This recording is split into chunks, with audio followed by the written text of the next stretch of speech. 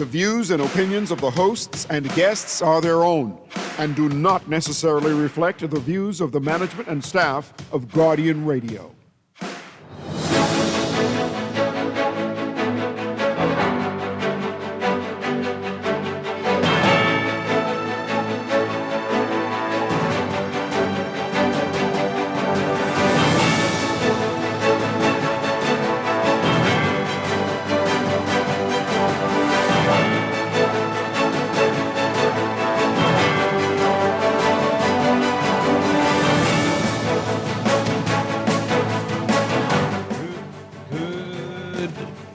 Good morning. Work to rule. BPL workers told not to go beyond the call of duty as 2 BPL workers are suspended.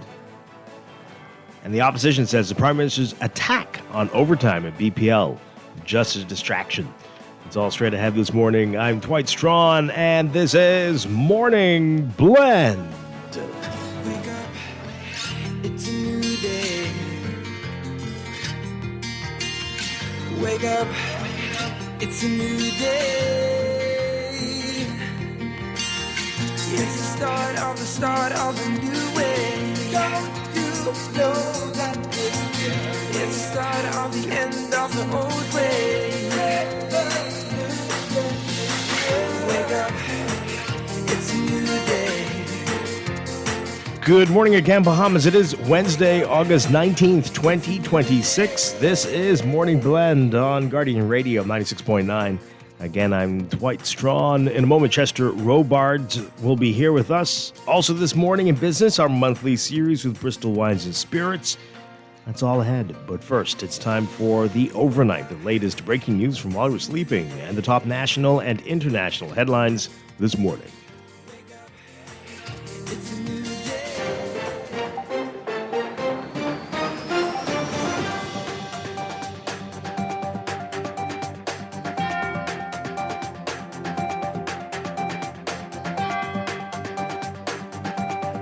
In the overnight, well, the morning after Prime Minister Philip Davis made a national address on the ongoing power outages impacting New Providence and several other islands and condemned what he termed abusive overtime, BPL suspended 2 employees from its fuel and performance department, claiming gross misconduct. Senior mechanical technician Wellington Porter and manager Melvin Babb were both suspended. The action on Tuesday immediately sparking pushback from the Electrical Workers Union and the Electrical Utility Managerial Union. The letters were signed by BPL CEO Tony Pratt. Last week, the names of both men were leaked, as was the name of Union President, Electrical Workers Union President Kyle Wilson, along with hefty overtime payment amounts allegedly paid to them. And has confirmed what they received, but in his national address on Monday night, the Prime Minister said that last year BPL spent approximately $20 million on overtime, despite the fact that all transmission and distribution work is the responsibility now of Bahamas Grid Company. He said that in a single 12-month year, one department received more than $600,000 in overtime. Well, Porter was advised in the suspension letter not to report for work or to perform any duties on behalf of BPL during the 5-day suspension, and to remain available to the company should he be required to provide information in connection with the investigation. The men were suspended with full pay and benefits. The overtime payment information was leaked after the government implemented a new overtime policy. Wilson, the union president, calling the leak and its subsequent suspensions smoke and mirrors to distract people from the current state of energy in the country and the poor performance of Bahamas Grid Company, BGC, which is responsible for the transmission and distribution grid in New Providence. Well, hours after those suspensions, the company's management union announced a work-to-rule action that discourages workers from going beyond the call of duty during a protracted power crisis plaguing New Providence and other islands. The line staff union previously confirmed similar action. The Electrical Utility Managerial Union linked the suspension of Melvin Babb, manager of the Fuel and Performance Unit at the Clifton Pier Power Station, to the overtime crackdown the government has announced. Union President Chris Hanna said that while the issue of overtime was not listed in Babb's letter, he was one of the individuals whose name was circulated with a purported overtime amount paid out. Babb was suspended the morning after Prime Minister Philip Davis's national address, in which he made the BPL overtime issue a central theme. Speaking in relation to Babb's suspension, managerial union vice president Winslow Ned Beckles saying that they were deeply concerned, the union, that to date no evidence has been presented to substantiate the allegations, and that at no point has the company provided any evidence demonstrating that the employee's conduct, performance, or actions were unacceptable or contrary to the obligations of the company, its customers, suppliers, or fellow employees. Meanwhile, F&M leader Michael Pintard says that the Prime Minister Davis's comments on overtime were intended as a distraction from the ongoing electricity crisis that has raised serious questions about BPL, BGC, and the government's energy plan. Pintard says the Prime Minister has overseen BPL for many years, first as Minister of Works under the Christie administration, and again as Prime Minister, over the past 5 years, during which time he could have addressed overtime concerns and many other issues facing the company. From the courts, a magistrate refusing bail Tuesday for a Haitian man accused of fraudulently obtaining a Bahamian passport, saying that he was a flight risk. 39-year-old Gautier Signier is accused of using a forged NIB smart card to support his passport application in September 2024. Once Signier got the passport, he allegedly used it in a failed attempt to get an NIB smart card. Signier denied the charges of possession of a forged document, uttering a forged document, fraud by false pretenses, possession of a false document, uttering a false document, and attempted fraud by false pretenses at his arraignment before Senior Magistrate Raquel Wims. His lawyer asked that bail be granted with conditions attached, while the prosecutor objected.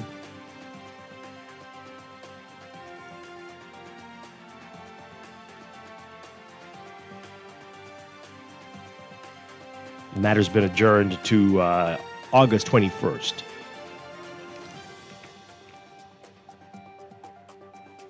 And a man accused of raping at gunpoint during a home invasion has been waiting for a retrial for almost a decade. The Court of Appeal overturned Oscar Ingram's convictions for armed robbery, burglary, and rape in February 2017 and ordered a retrial. The conviction stemmed from an incident that allegedly took place in 2012. Ingram, who remains in custody, filed a constitutional motion in 2022 that has yet to be heard. He appeared before Justice Janine Weich-Gomez asking for the matter to be heard or dismissed. The judge assured Ingram that the matter will be resolved. She said everyone deserves a fair chance. And she said that she knew the situation was unacceptable at every level.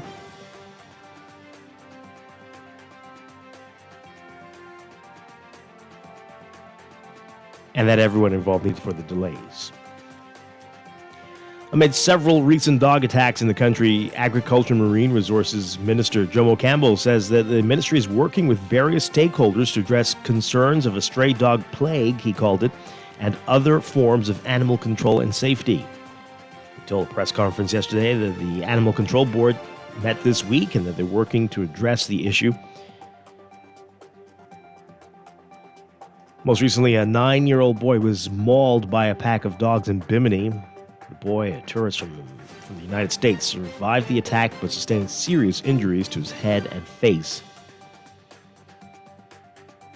Other attacks have taken place throughout the country, including New Providence.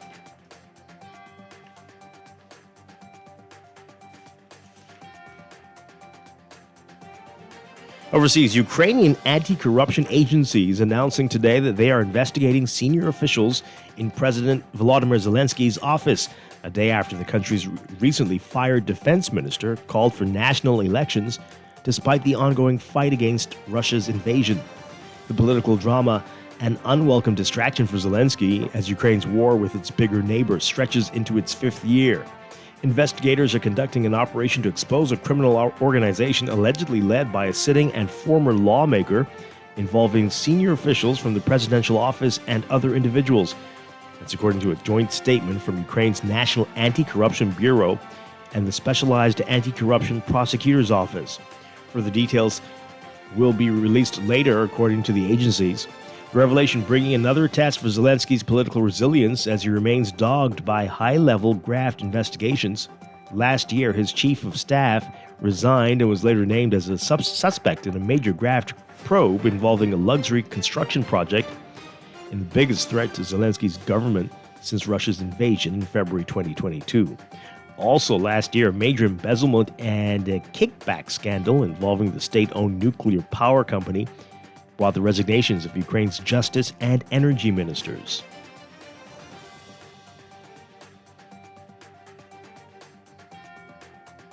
Meanwhile, waves of Ukrainian drones targeting the massive logistics center outside Moscow overnight. The next morning, it was still ablaze, dark smoke rising into the sky from what was one of Russia's largest retail warehouses. Hundreds of miles away, Ukrainian drone crews had barely paused after the night's work before starting to prepare for another attack. A small group of soldiers quickly assembling in a sunflower field in southern Ukraine, gathering around 20 small plane-like drones laden with explosives before launching them towards Russia. The launch by the Ukrainian 413th Raid Unmanned Systems Regiment, observed by a team of Associated Press journalists, a rare glimpse into the rapidly expanding part of Ukraine's war effort.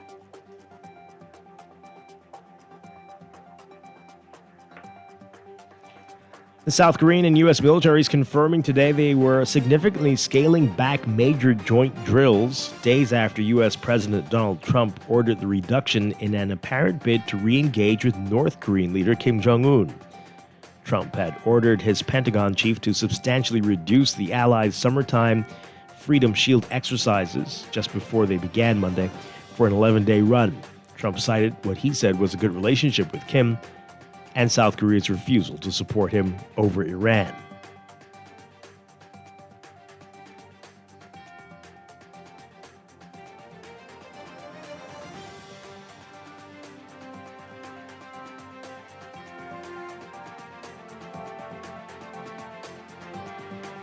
And Japan and the OAS, the Organization of American States, signing a deal Tuesday to award Haiti a $3 million grant to help it register voters as the troubled country prepares to hold general elections for the first time in more than a decade. The money will help Haiti's government update its voter lists and procure 350,000 blank identification cards. Gang violence has displaced a record 1.5 million people across the country, with many leaving their IDs and other important documents behind when fleeing their homes, under attack by armed men in Port-au-Prince and beyond. The OAS said the grant would also help reduce the backlog of Haitians awaiting identification, expand services in rural communities, and improve power and internet connections in decentralized offices. Last month, Haiti's government began voter registration in Port-au-Prince, where an estimated 70% of the territory is controlled by gangs. The first round of elections scheduled for December 13th, though experts have said ongoing gang violence could push back that date once again.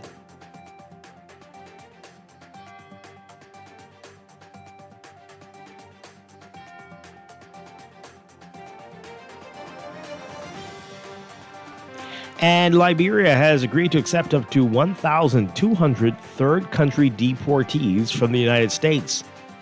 Authorities in the West African country confirming this Tuesday in one of the largest such arrangements under the Trump administration's broader crackdown on immigration. The deportees will be received within a year, with the first batch of 20 expected on Thursday. That's according to Liberia's information minister. The 1,200 deportees will include Africans as well as nationals from North America, South America, and the Caribbean.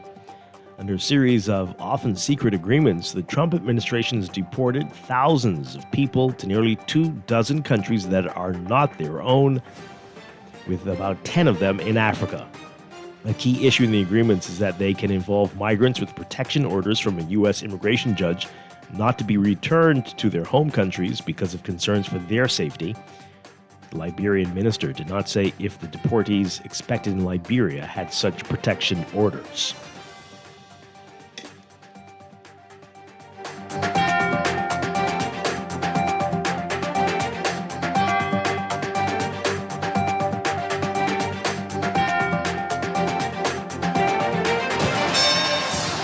This is Sports Update.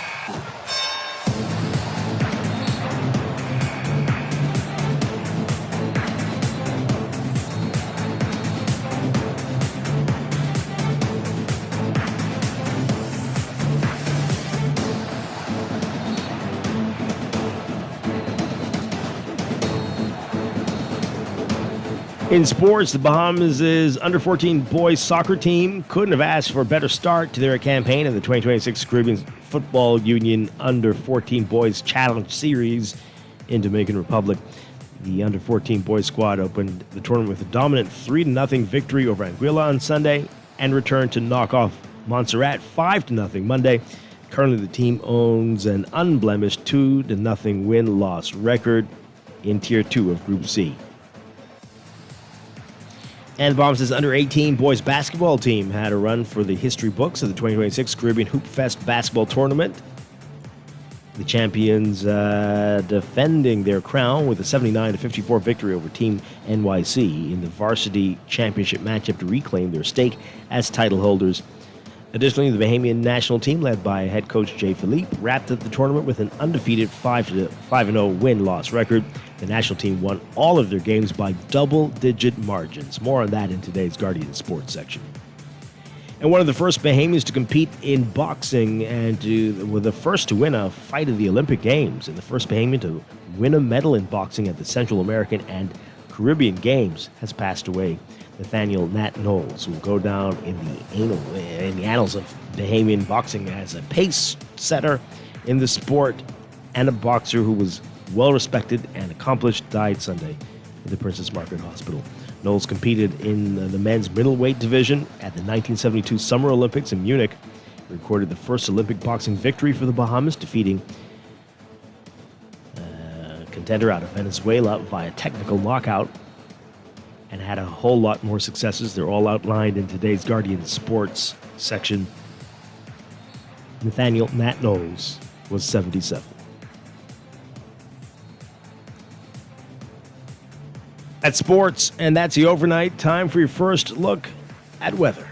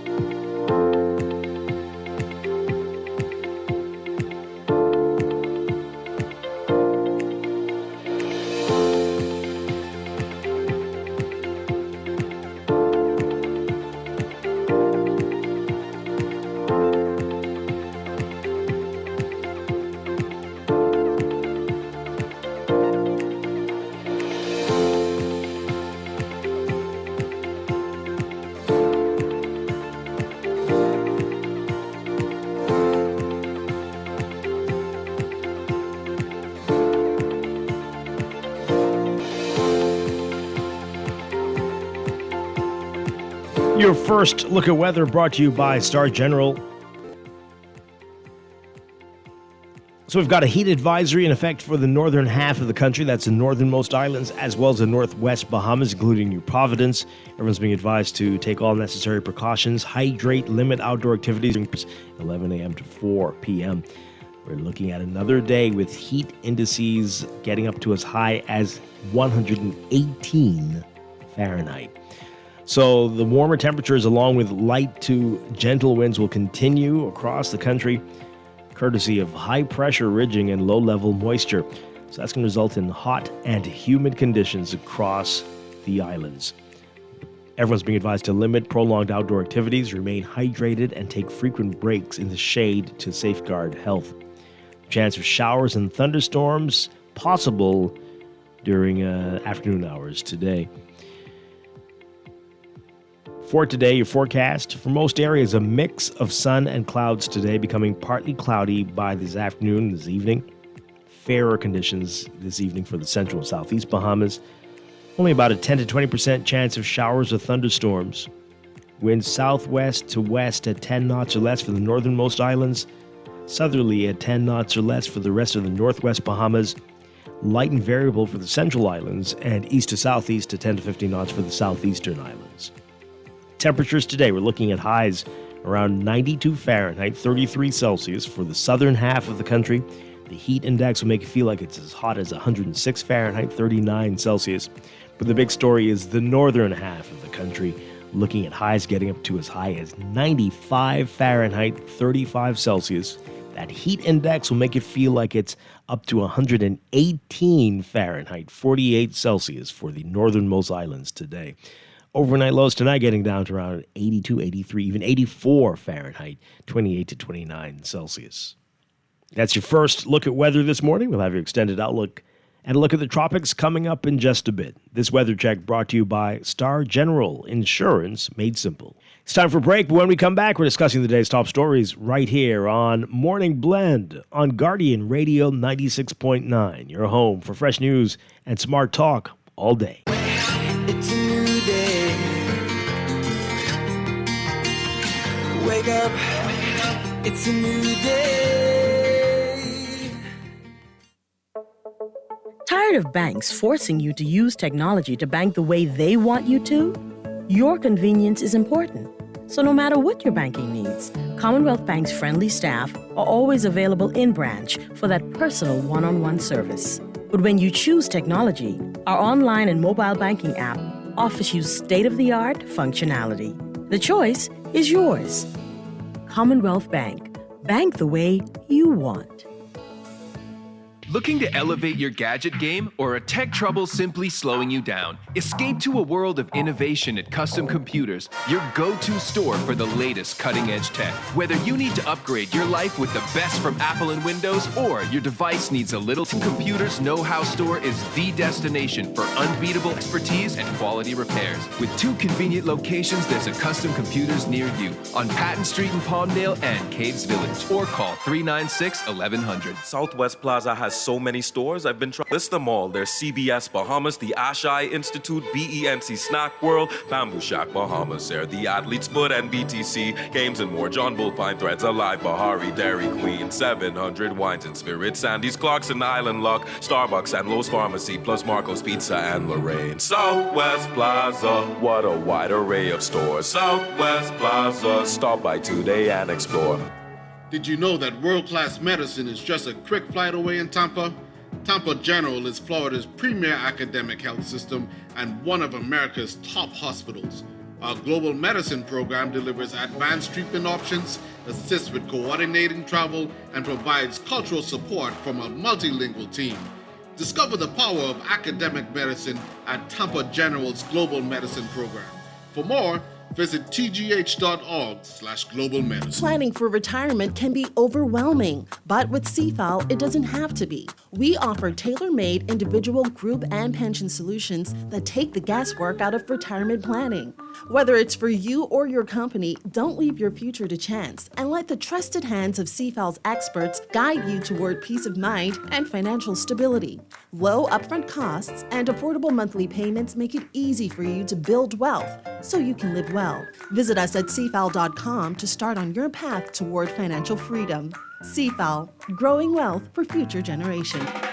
Every day in a busy world, we have to do so much. Bank with CIBC and get that personal touch. Share your ambitions, let us help your dreams come true. At CIBC, you're at the heart of all we do. We're on your side, we're listening, we know the way you feel. CIBC, ambitions made real. Wake up, it's a new day.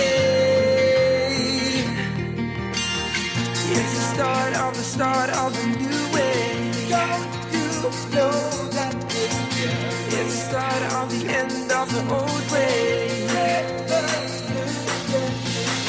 Wake up, it's a new day. Wake up, it's a new day.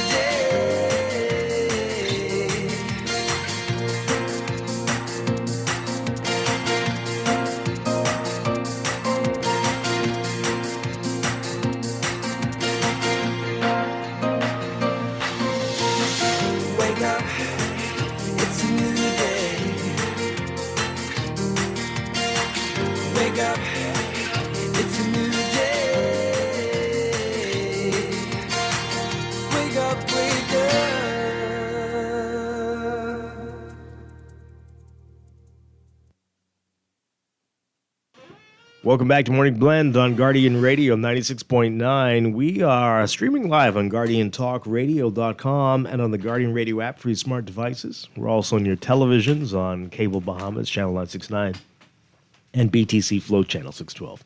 You can tweet us at MorningBlend969 or Facebook.com/MorningBlend969. Text us 422-4796. Standard text rate supply. You can follow us on Twitter. People call it X. Facebook and Instagram as well. Once again, I'm Dwight Strachan. Joining me now, Chester Robards. Chester Robards. Hope all's well. All's well. Good. It's Wednesday, and it's the third Wednesday of the month already. No way. It is? There's no way. Isn't that crazy? Like, what happened? Who stole August? Whoa. Because the third? I can't keep track. No, and that means every third Wednesday, you know who comes here? Wow. Bristol Wines and Spirits. This is boy. our Wine Wednesday. Looking forward to that with them this morning. That's ahead, but there is a whole lot to talk about in the news.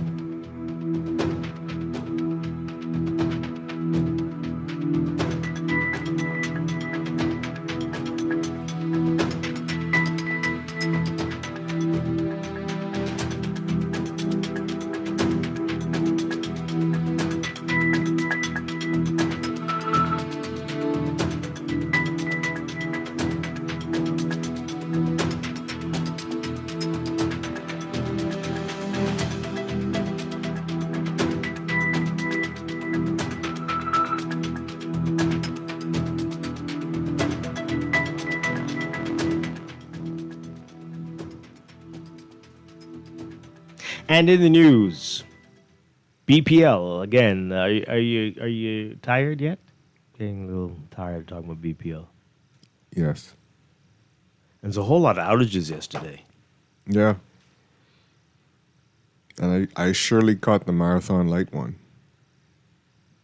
Marathon Road and East West Highway and Robinson Road. Yes. Yeah. Well, whenever that goes out, it's chaos. Absolute. I mean, immediate chaos. Mm-hmm. So they don't have it on a solar generator Didn't or we something? ask somebody that question sometime recently? So what happened when you were there? I just put so you know what happens. You know what gridlock, how things become gridlock. Mm-hmm.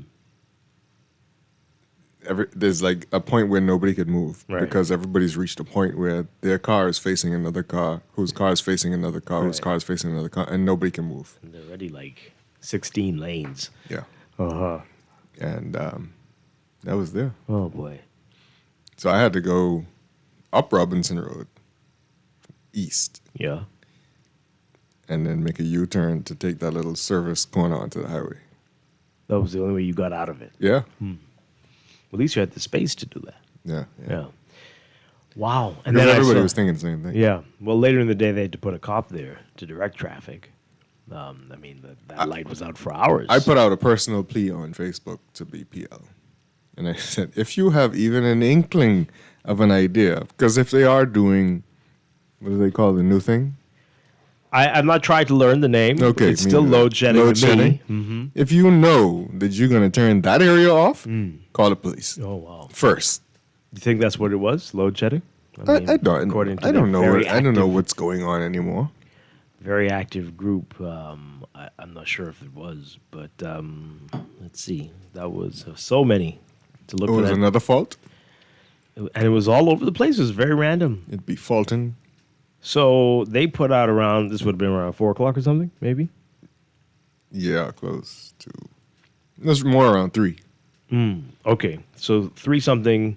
Technicians advised that the Ernest Street 2 Teed, I think they meant feed, at the Wolf Road primary substation tripped offline, interrupting power to Village Road, Eastern Road, Nassau Village, Burnett Road, Kemp Road, Wolf Road, Marathon Road, portions of Shirley Street, Regency Park, and down Orange Estates. Right, okay.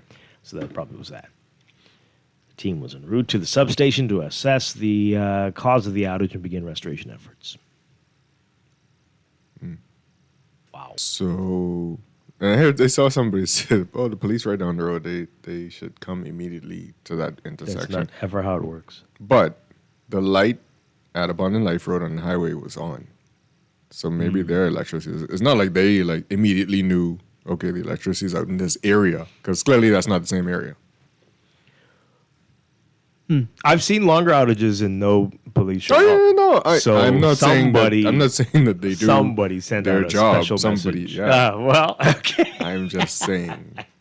Wow, you're not saying that? No. But yeah. But they did yesterday. Right. Somebody must have made a special After a appeal. while. Yeah. But that light, The police. yes, that light though needs immediate attention when it goes off, or a generator or whatever lights have during blackouts. Were they even in flashing mode, like No, flashing red no, or no, flashing it's off. amber? Not It was even just that. off. Not that people around here know what flashing red or flashing amber mean, and No. they mean something very No, specific. they don't understand what a four-way stop is. Well, that's a different story. You just blow through it Yeah. when you reach it. Oh yeah, well they blow through red lights, so Exactly. what can we expect, right? So this is really scary. It's very scary. My goodness, wow. Well, it's a miracle that everybody made it through safe, and that was great. Is that the only intersection we have that's that big? It's probably one of the biggest in the country. Yeah, Yeah, that's what it is. I don't know if it's the most dangerous, Yeah, but I it's know. right, but it's big. Yeah. Just up the street, I think, are a couple of very dangerous ones. Soldier Road, Robinson, Prince Charles. That one is crazy because it's a kind of an angle too for Yeah, Soldier Road, and so yeah. you can a lot of weird things happen there. And then for some reason, I think there's an accident every week at Prince Charles and Beatrice Avenue, heading into Seabreeze or Yeah, Monastery that's a Park. wacky intersection. Yeah, well, it shouldn't be, but no one pays attention. It gets small and cumbersome when you head in. That's not What it. is that? West? The people just don't give a crap. That too. But And again, they're always violating it's the very tight. law. It's very tight for the cause. That's okay. a tight intersection. I don't know.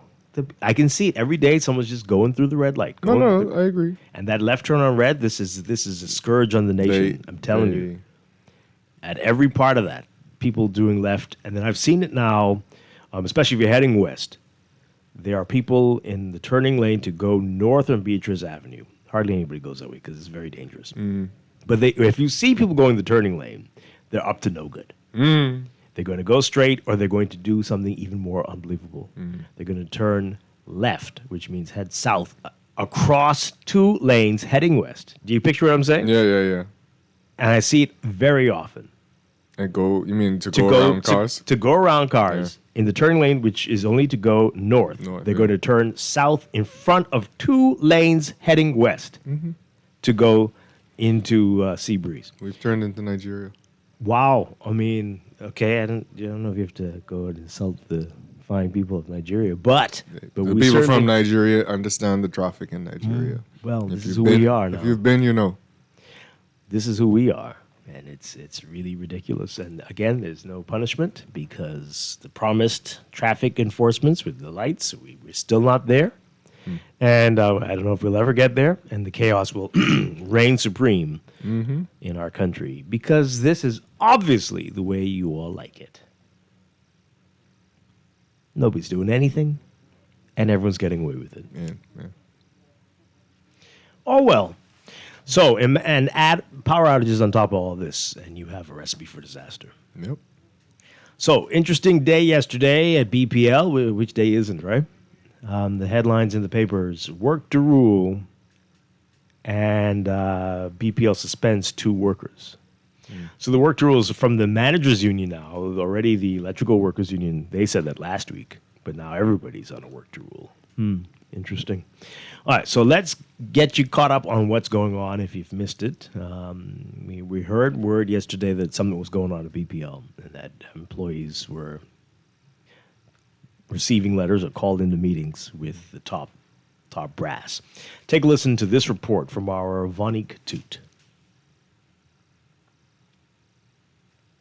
The Bahamas Electrical Workers Union is expressing outrage over the suspension of union shop steward Wellington Porter by executive management of Bahamas Power and Light, which cited gross misconduct.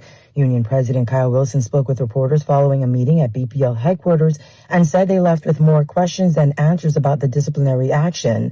Wilson suggested that Porter may have been targeted. Electrical Workers Union was informed yesterday that they intend to bring action against a shop steward, Mr. Wellington Porter.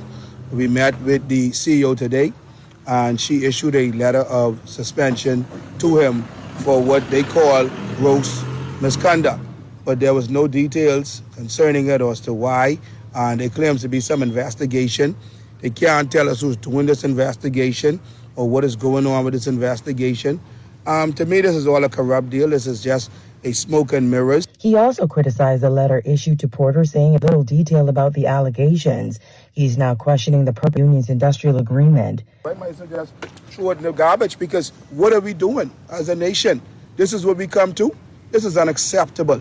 And you cannot put this man in this type of frustration, put his family, put us in danger, talking about our salaries and not caring. And I want just to remind the people, the Honorable Leslie Miller here at BPL, they leaked your information to the public and your bills. So what is safe? People's medical records next? Where are we going to stop? Porter, meanwhile, says the matter is not a new one. This all stemmed back from 2018. I went through the same ordeal from 2018. And I really thought that, by voting for progress, that this will go away. But it continues to happen now, and I see that people don't really look at what at stake. People will try to trample over innocent people who just there doing their job. Wilson asserted that BPL workers have become the whipping boys, while those at the top have not been held accountable for the ongoing power crisis that has resulted in frequent and prolonged outages this summer. Why is Mr. Porter and others being made whipping boys for the malfeasance that's taking place here? I am asking that we bring independent auditors.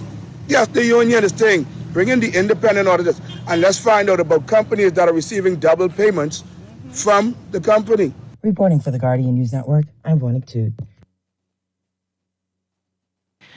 Okay, so workers suspended as the overtime distraction continues. Yep. And after that happened, then the managerial union got in on it. After months of silence from them, which came on the silence of the electrical workers union, they were very quiet, for months. When we were trying to get to them all, to talk to them, especially the managerial union. Had nothing to say, but now they're on a work to rule. Interesting. Candy Dame's writing today, hours after the a manager was suspended for alleged gross misconduct, the company's management union announced work to rule on Tuesday, action that discourages workers from going beyond the call of duty during a protracted power crisis plaguing New Providence and other islands. The line staff union previously confirmed similar action. So the electrical utility managerial union linked the suspension of Melvin Babb, the manager of the fuel and performance unit at Clifton Pier Power Station, to the overtime crackdown the government has announced. Managers Union President Chris Hanna said that while the issue of overtime was not listed in Babb's letter, he was one of the individuals whose name was circulated with a purported overtime amount paid out. Babb was suspended the morning after Prime Minister Philip Davis's national address, in which he made the BPL overtime issue a central theme, saying there had been abuse of power. So, as you heard in that report, senior mechanical technician at Clifton Pier, Wellington Porter, was also suspended pending an investigation into gross misconduct.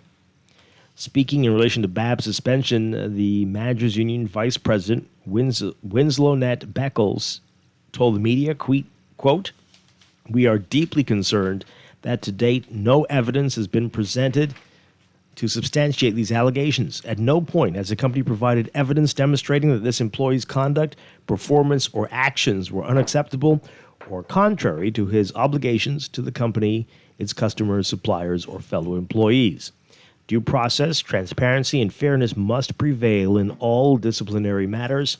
The suspension of an employee without the presentation of supporting evidence raises serious questions regarding the fairness and integrity of the process being followed."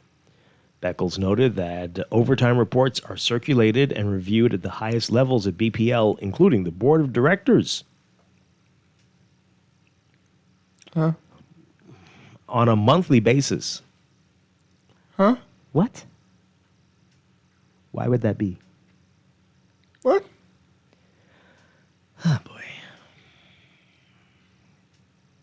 Really? Okay.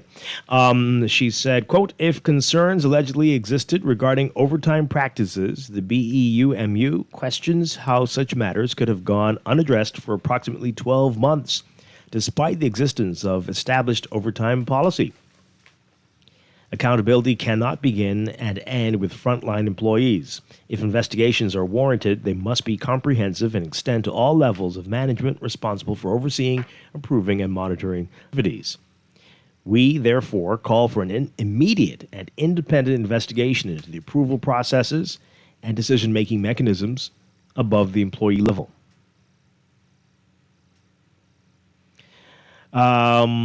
Yeah, so a legislation was leaked on social media, naming specific employees and in the papers. Beckles said the union found this disclosure of employees' personal and private information alarming. She said, quote, reports indicate that employee names, photographs, identification card details, and allegations of misconduct have been publicly exposed. This is unacceptable, irresponsible, and places our members and their families at risk. It is particularly troubling that the company has moved swiftly to investigate employees while there's been no corresponding public commitment to investigate the source of these leaks.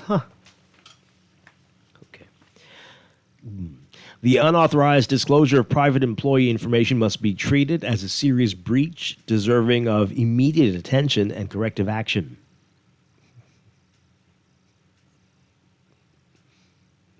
Y'all are funny people. Y'all are funny people. Anyway, BEUMU is calling for an immediate and independent investigation into the unauthorized release of the employee's personal information, the identification of all. Y'all like to talk about investigative journalism, but when it comes out, you don't like how it feels. You don't like it. Although this is a little bit different from investigative journalism. This was malicious. This was pure, almost evil. Right? Somebody in a high position decided to be petty. Or was told to be. And was quite willing to do it. But any event. Okay. Anyway, so they're calling for an investigation and appropriate disciplinary action against any individual found responsible, immediate police protection, and security measures for affected employees and their families, given the potential threats to their safety and well-being, and a full review of the disciplinary process surrounding BAB's suspension, including the disclosure of all evidence supporting the allegations. Beckles said the union is also deeply concerned by what appears to be an ongoing pattern of management appointments being made without advertising, which is inconsistent with its industrial agreement. BPL's line staff, the Bahamas Electrical Workers Union. Once again, the first time we're hearing of this, right? No. Did I tell Can't you be that mad. how this union stood me up a few months ago? They can't be that mad. Did I tell you that story? No, you didn't tell me that story. No. Because, things happen. People are in the dark about what's going on. And this is, what month is this? It's like before Labor Day. About BPL and the role BGC plays.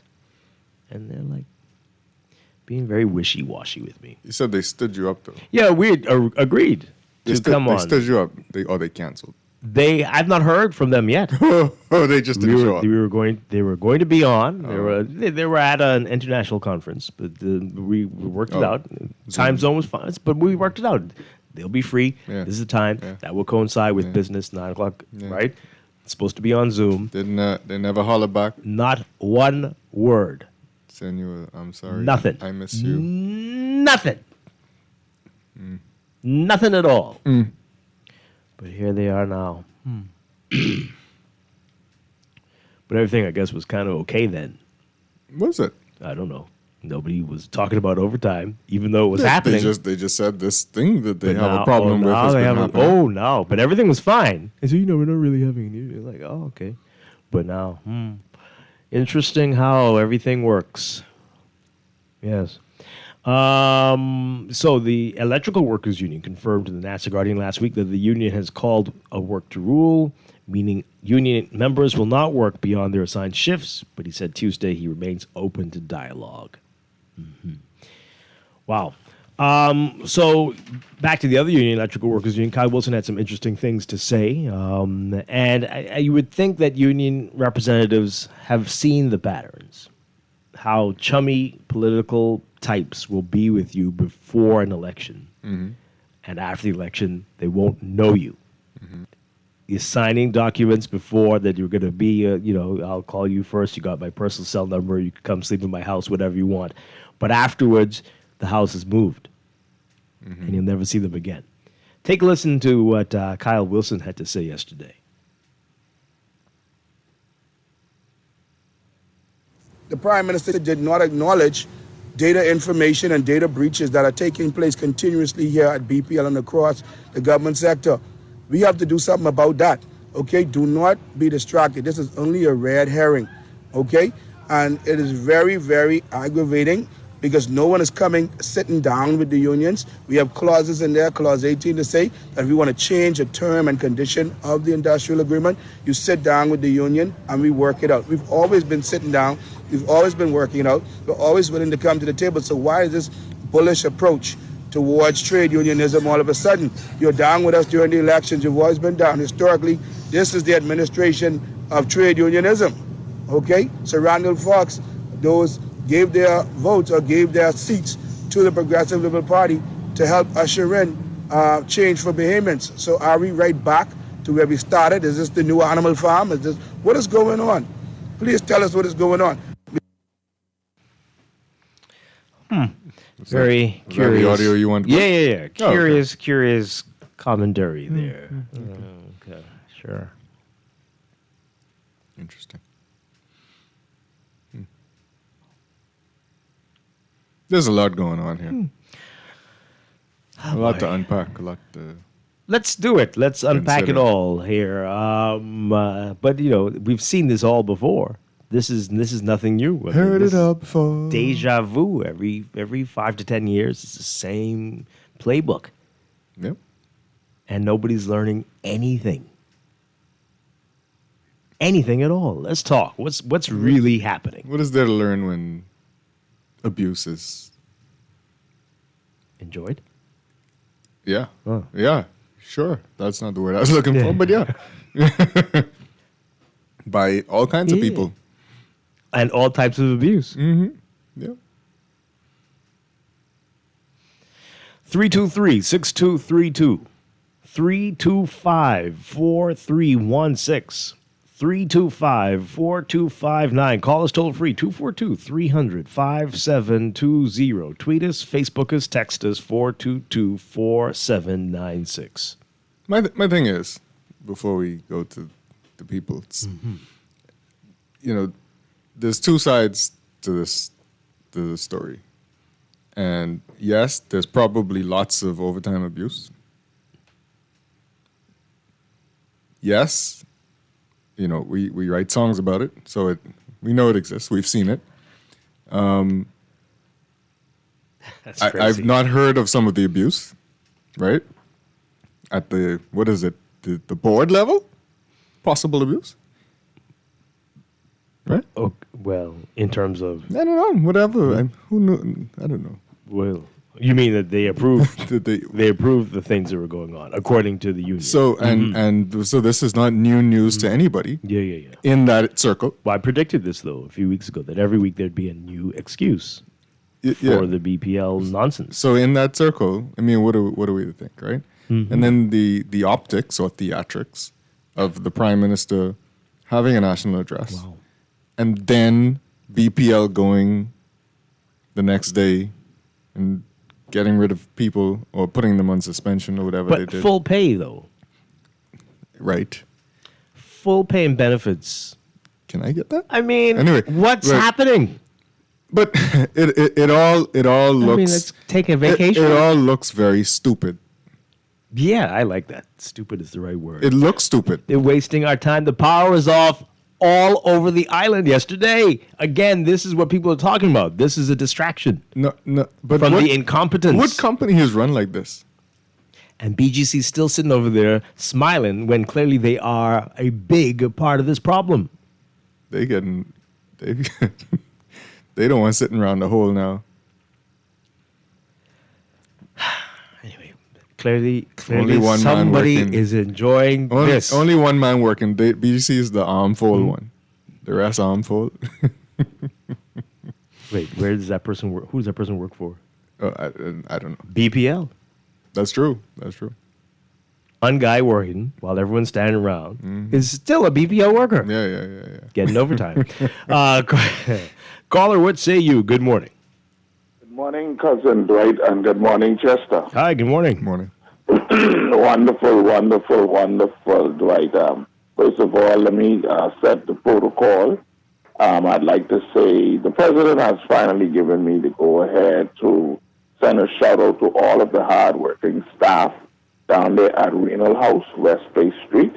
All of them very good, excellent workers. The president just gave me the clearance yesterday. Which president? Trump? Who are you talking about? Well, I can't call the president's name because there'll be a breach of secrecy. Oh, boy. You know what I mean? There's a lot of presidents all over the place. I mean, nobody knows who the president of Renal House is? Or you're just the president? No, not yet. I'll reveal that later when I get permission from the president, proper permission. What's your role? Are you the vice president? I'm just a PR man. Oh, I CNN, see. Okay. The Grammy Boy, Ghetto News Network, reporting to the Guardian News Network. Oh, I appreciate it. But listen to me, Dwight. You and Justice hit the nail right on the head. I was just saying, deja vu. This is deja vu. And Chester, no, it doesn't look stupid. It is stupid. Yeah, right. It doesn't look. It is stupid what they've done. It's victimization of the highest order. It's like when the president. Who's getting victimized? The public? Who? No, the victimization of the employees.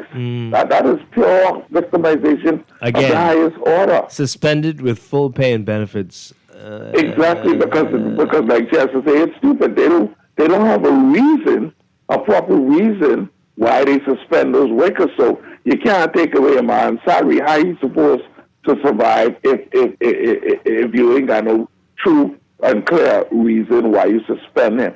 You know what I mean? And I see a class action lawsuit. That's what I see. If any lawyer is worth their salt. What should have been done, they should have pulled those workers into HR and have a private and confidential meeting as their Articles 1900 states in all of the articles. There ain't no documentation and nothing supposed to be leaked out on those employees. That's a serious breach.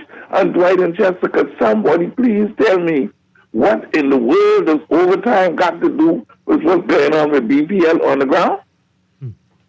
But that's apples and oranges. Where this come from, Dwight? The prime minister laid it out. Where this come from? This overtime thing. The overtime costs are causing BPL not to be able to buy equipment. Oh, that's what causing the cables to explode and the generators and stuff to mess up, The overtime, And it's so much pressure, it's causing the 95-degree temperatures, too. I think so, Dwight. You remember 2013 when Leslie Miller was chairman of the board? I do. You remember that the same cries? That's what I'm saying. Every 10 years, we are saying the same things over and over and over again. Jesus, Lord. Anyway, thanks for taking Grammy Boy's call this morning. I'll hang up and listen. Give our regards to the president, whomever that is. Yes, the president of Renal House. Absolutely. Oh, okay. All right. Thank you very much. All right. Let's take another call. Good morning, caller. You're live. Thank you for taking my call. Hi. When you look at the money flow that's going through the Bahamas, how you have inland revenue collecting around $80 million a month and customs around 50, NIB around 35, and then you have BPL way down here about $30 million a month. Of course, $1 million goes to BGC, I think. I don't know what that's for more than that. Distribution. Probably more than that. Did you say? Okay. But what I'm trying to say is, if it were not because of the extended outages, we would not have uncovered or unearthed all of this that's going on. That is I'm wondering if it's going on in the other corporations like NIB and Customs and so forth, but because there's no stirring up, we don't see it yet. But because the reason why I say is because board members right? They really don't supposed to earn overtime. But some misclassification of payments actually recorded them receiving money for overtime. And I'm trying to understand. What? What are you talking about? Who? What? You said board members were earning overtime. No. We didn't say that. We said that the union president, the union vice president, the manager's union vice president said that the board members were approving and seeing the documentation about the overtime. Let's read that. Doesn't that make it worse? It's very strange. So let's read it. Where is it now? Wilson noted that under the industrial agreement, overtime must be planned and approved beforehand by a manager. That's not the one I'm looking for. You keep talking. I'll find it. Yeah, but what I'm saying online is that board members' stipends. No, what? And right now, all allowance that were classified and processed as overtime. You didn't but see where that? are you seeing that? Is that from what is that? Doesn't is that a reputable source? Is that something you should be believing? Well, I don't want to reveal my sources. Anybody can say anything. Yeah. But anyway, when you dig into it, I would feel as though if I'm processing an overtime for others and being the kind of country we're living in, it might be easy for me to just slip some to me. Wow. Okay. Anyway, yeah let's go deep. Okay. Well, that was deep. Thank you. Beckles noted that overtime reports are circulated and reviewed at the highest levels of BPL, including the board of directors, on a monthly basis. Yep. Why would a board need to get that deep into that kind of stuff? That's high. That's unusual, right? That's very high. Don't you have other things to be concerned about? No. Maybe it depends on. Maybe if the overtime goes over a certain amount. The board? I don't know. That's very high. The board? Caller, what say you? Good morning. Dwight, good morning. Dwight, good morning, Chester. Hi. If I say what I want to say, you probably will call the police for me. But anyhow, Dwight, Chester, what are we paying the Auditor General for? When was the last time you heard that these are the audited accounts of any government corporation presented in the House of Assembly? That's why I'm sure that's happening. Pardon me? Not at the frequency. When was the last Really? time since Mr. Terrence Bastian left that you heard any kind of audited report presented? The last time that I think was when they presented something on the food controversy that I think that they said when Dr. Minnis was Stingham and they gave all this money. That was the last time I heard any kind of report presented by the Auditor General. They are supposed to be in these corporations, and they're supposed to be the watchdog for our money, and they are just sitting up this new Auditor General, whoever she is. I mean, they are paid every month for doing nothing. And that is egregious. And I'm sure, like if it's happening at BPL, like the other person said, it's probably happening in other government corporations as well, because they know the government is so slack. And you see, Dwight, let me tell you something. People follow the government, If they see the government abusing monies and doing what, they can try to do the same thing. But when Mr. Leslie Minister was chairman, as was alluded to, we are paying BPL's pension plan 100%, their medical plan, all kind of things. Because you know why? If we don't acquiesce or they didn't acquiesce to them, they can threaten us. Oh, you're going to have a Black Christmas. Oh, we're going to turn off the lights. And they end up holding us hostage. And I think most of that legacy debt is probably pension monies that is owed and so on and so forth. We got to get this country. We got to get this country right. We spent $70 million in some kind of package deal that they paid off these workers. Another, I mean, just wasting money and so on and so forth. And at the end of the day, we are no better off. Wow. The lights are still off. The lights are going off. You can't do nothing. Man, we need a new order, man. We need to I don't know who we need to call in and to right size this country, man. But something has to be done. Right size. Okay. Well, right the country. Sure. Right the ship. Maybe right size. I don't know what you mean by that. I suspect this. Didn't you have an idea on what to do? Me? Yeah. I have plenty.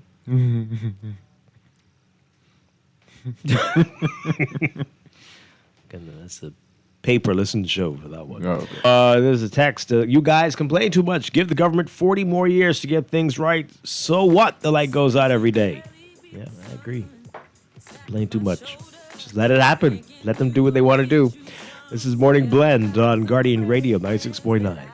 So if you want some love, and I suggest you go back there where you came from. Day to day with you, it's always something This else. is Guardian Radio 96.9 FM, streaming on GuardianTalkRadio.com and the Guardian Radio app, Nassau, Bahamas.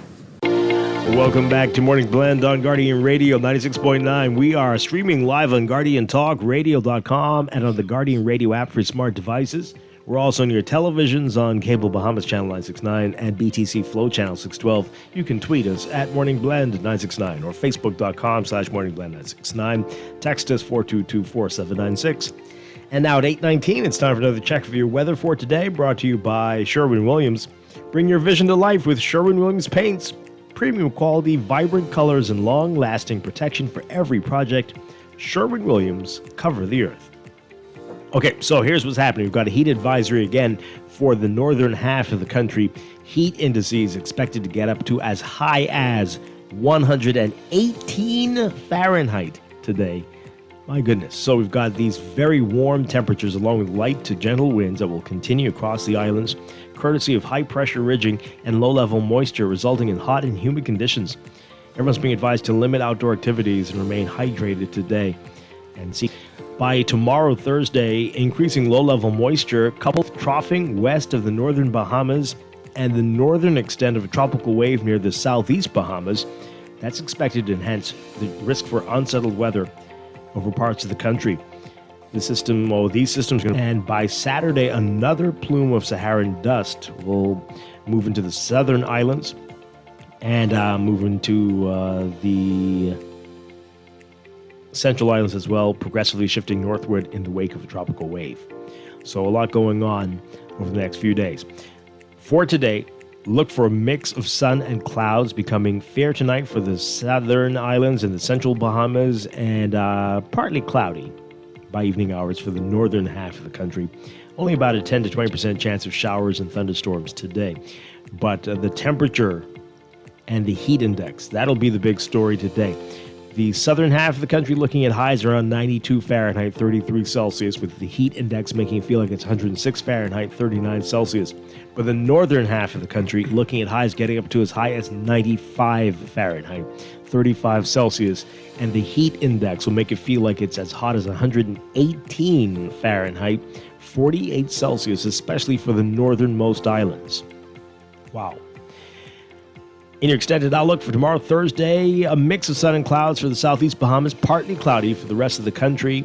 Elevated chances for rain in the northern islands. And that pattern is going to hold for Friday as well and into Saturday, as hazy conditions are expected as the Saharan dust returns for the southernmost and northernmost islands. Tropics are quiet. Tropical cyclone formation not expected during the next 7 days. That's your Morning Blend Weather Check. Weather Check also brought to you by the Bahama Herring Clinic. Are conversations becoming harder to follow? Well, herring clearly starts with a check. At Bahama Herring Clinic, Dr. McKinney provides personalized herring care for adults and children. Visit them at the Harbor Bay Medical Center next to John Bull, or call or WhatsApp 242-804-3979 or visit bahamaherring.com. The Bahama Herring Clinic, helping you stay connected.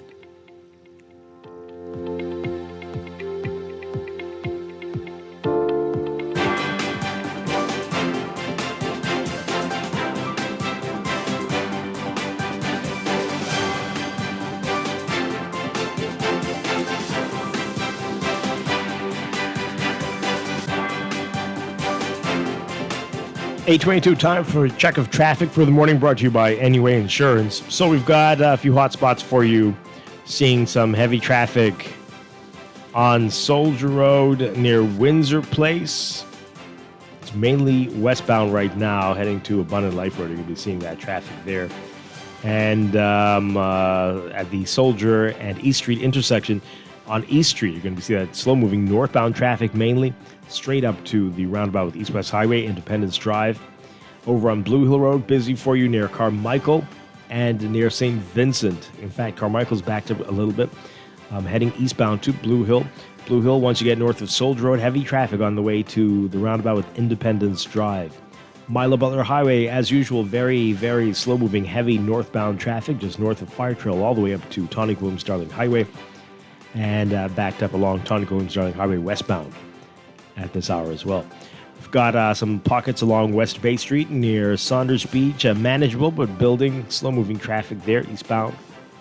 And then east of Arawak Key, heading into downtown Nassau, we've got Nassau Street, that junction there on West Bay, slow-moving eastbound traffic from there straight into Bay Street. That's what we're looking at right now. It's your real-time traffic and your morning blend traffic alert. Brought to you by NUA Insurance. Get an instant car insurance quote, buy a policy, renew your cover, pay your premium, access your insurance documents. Do it all in one place with NUA Insurance agents and brokers. Discover everything a full-service online insurance portal can do at nuainsurance.com.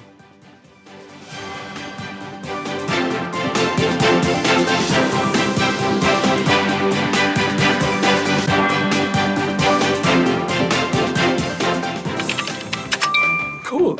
I just paid my insurance premium online. That is cool. But how about an insurance portal that does that and more?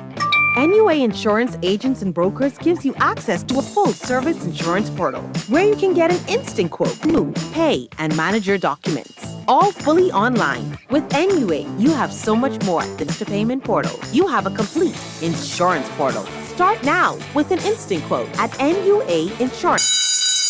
Back to school is almost here. Guardian Media Group is helping you get ready with the Back to School Jamboree. Friday, August 21st from 11 to 3 at the Guardian Media Grounds on Carter Street, Oaks Field. Bring the family for an afternoon of fun, surprises, and all the school supplies your kids need for back to school, like books, pencils, school bags, and everything needed to start the school year off right. It's the Back to School Jamboree. Friday, August 21st from 11 to 3 at the Guardian Media Grounds. Guardian Media Group, informing, entertaining, and giving back to the people of the Bahamas. Tired of banks forcing you to use technology to bank the way they want you to? Your convenience is important. So no matter what your banking needs, Commonwealth Bank's friendly staff are always available in branch for that personal one-on-one service. But when you choose technology, our online and mobile banking app offers you state-of-the-art functionality. The choice is yours. Commonwealth Bank. Bank the way you want.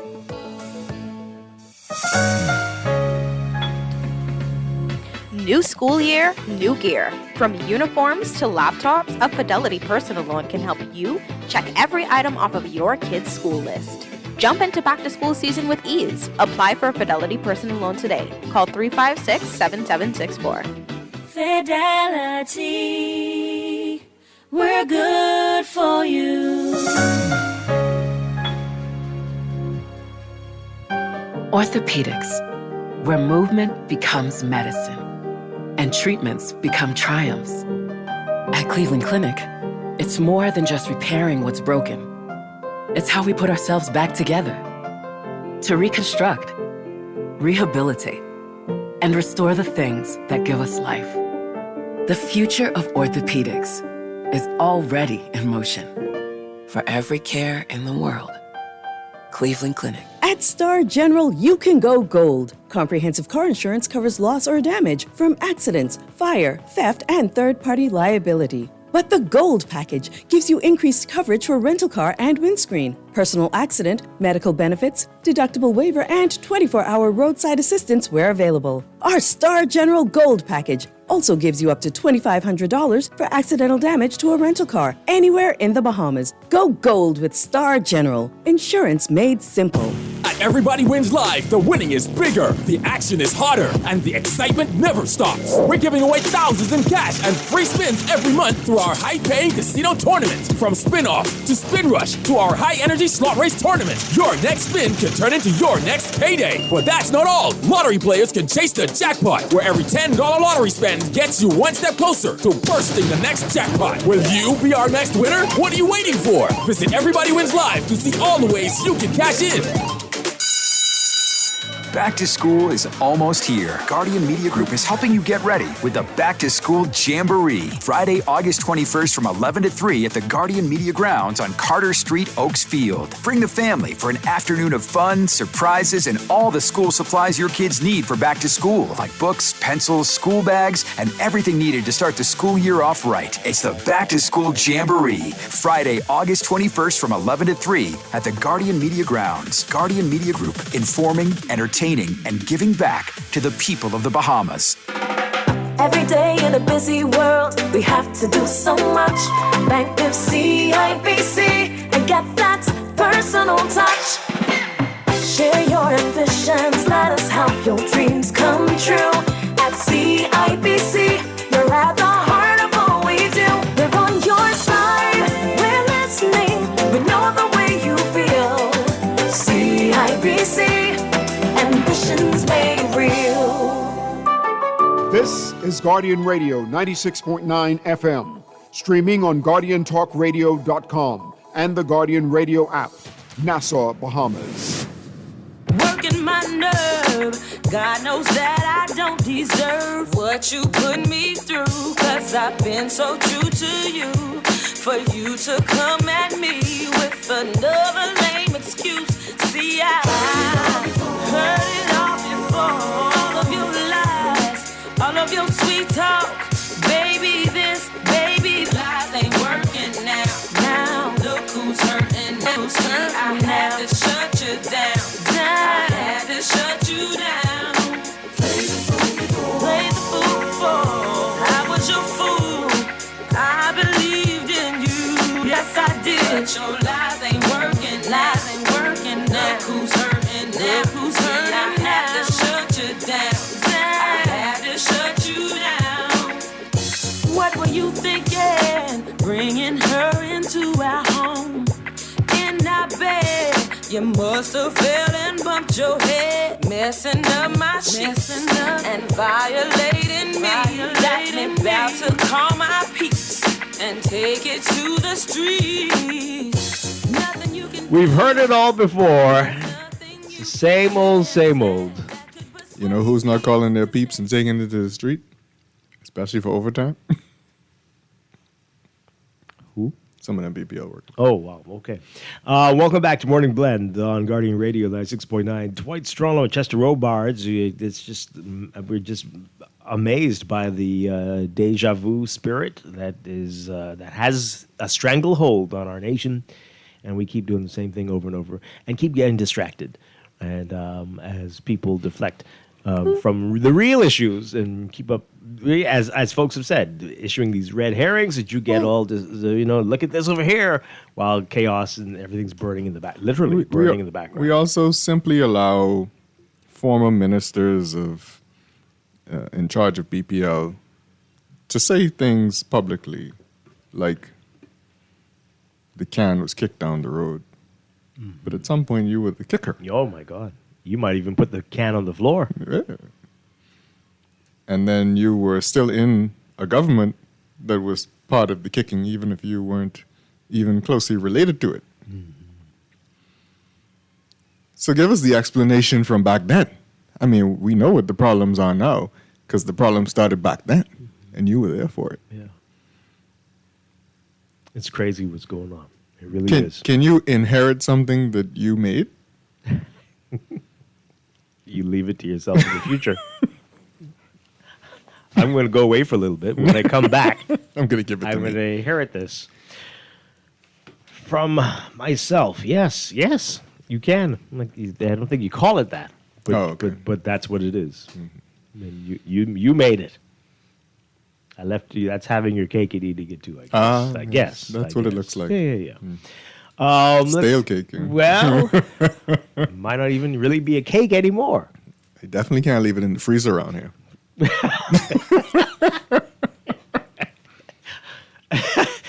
Oh boy, 323-6232. Jeez. Oh, what has happened to the wedding cakes and all In the stuff? freezer, Yeah. right? Lord. If you eat that on your anniversary, will that be your last anniversary? First and last.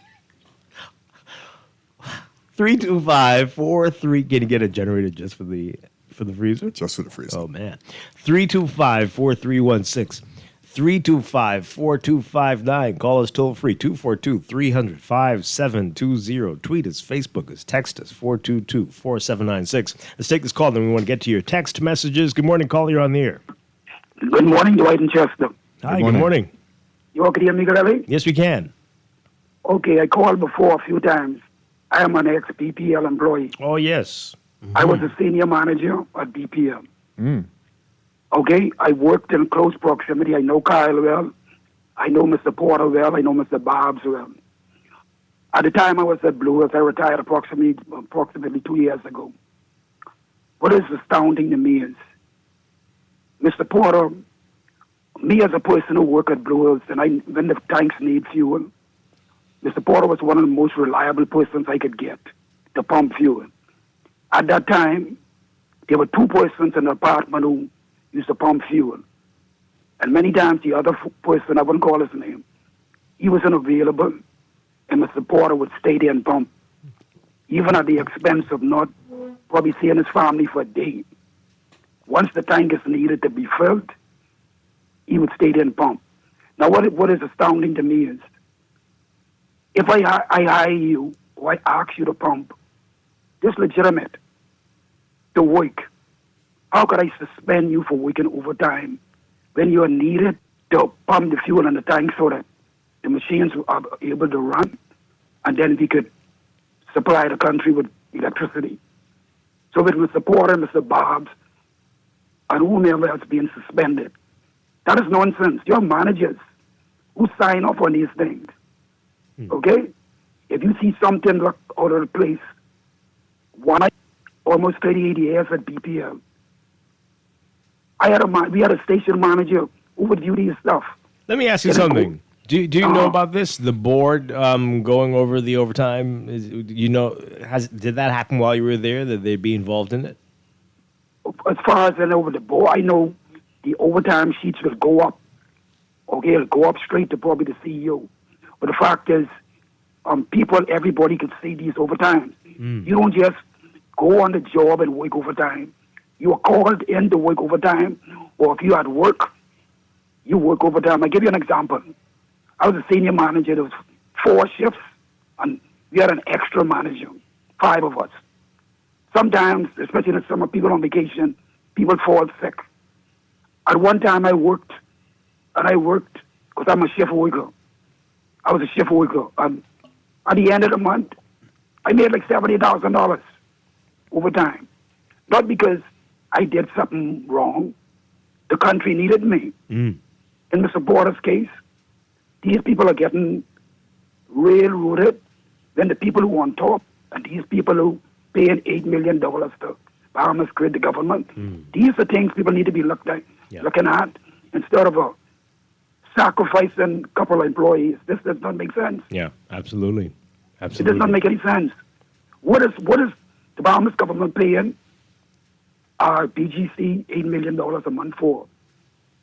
Like the president said, what is they paying them for? Did they tell the public? The Prime Minister get on the radio. Did he give a timeline when all this nonsense will be finished? So let me ask you another question. So do you know of anybody who went to work for BGC? Do you know anybody who used to work with you, or anybody in the field, in the sector? I have heard about a few of them. I've heard about a few of them. I know the person who was promoted the other day as COO. I know him also. So I have extensive knowledge in DPL, and I know exactly what is going on. But for the workers, when I was a junior staff, I was in the union. I was a union shop steward. When I was promoted to senior staff, I was executive in the middle management union. So I know certain things. I know the salaries, and I know all this stuff. All these things I know. But these are confidential stuff. Right. So you don't leak out information. Well, like the president said, what you need to leak out is things that start from the top. See, in this country, we start from the bottom. Start from the top and come down. Yeah. Then it'll make more sense. Boy.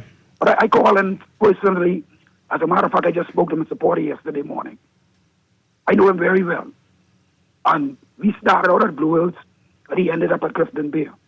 But the fact is, what they're doing to them, it is not right. And when the public call in and criticizing these people, they don't understand.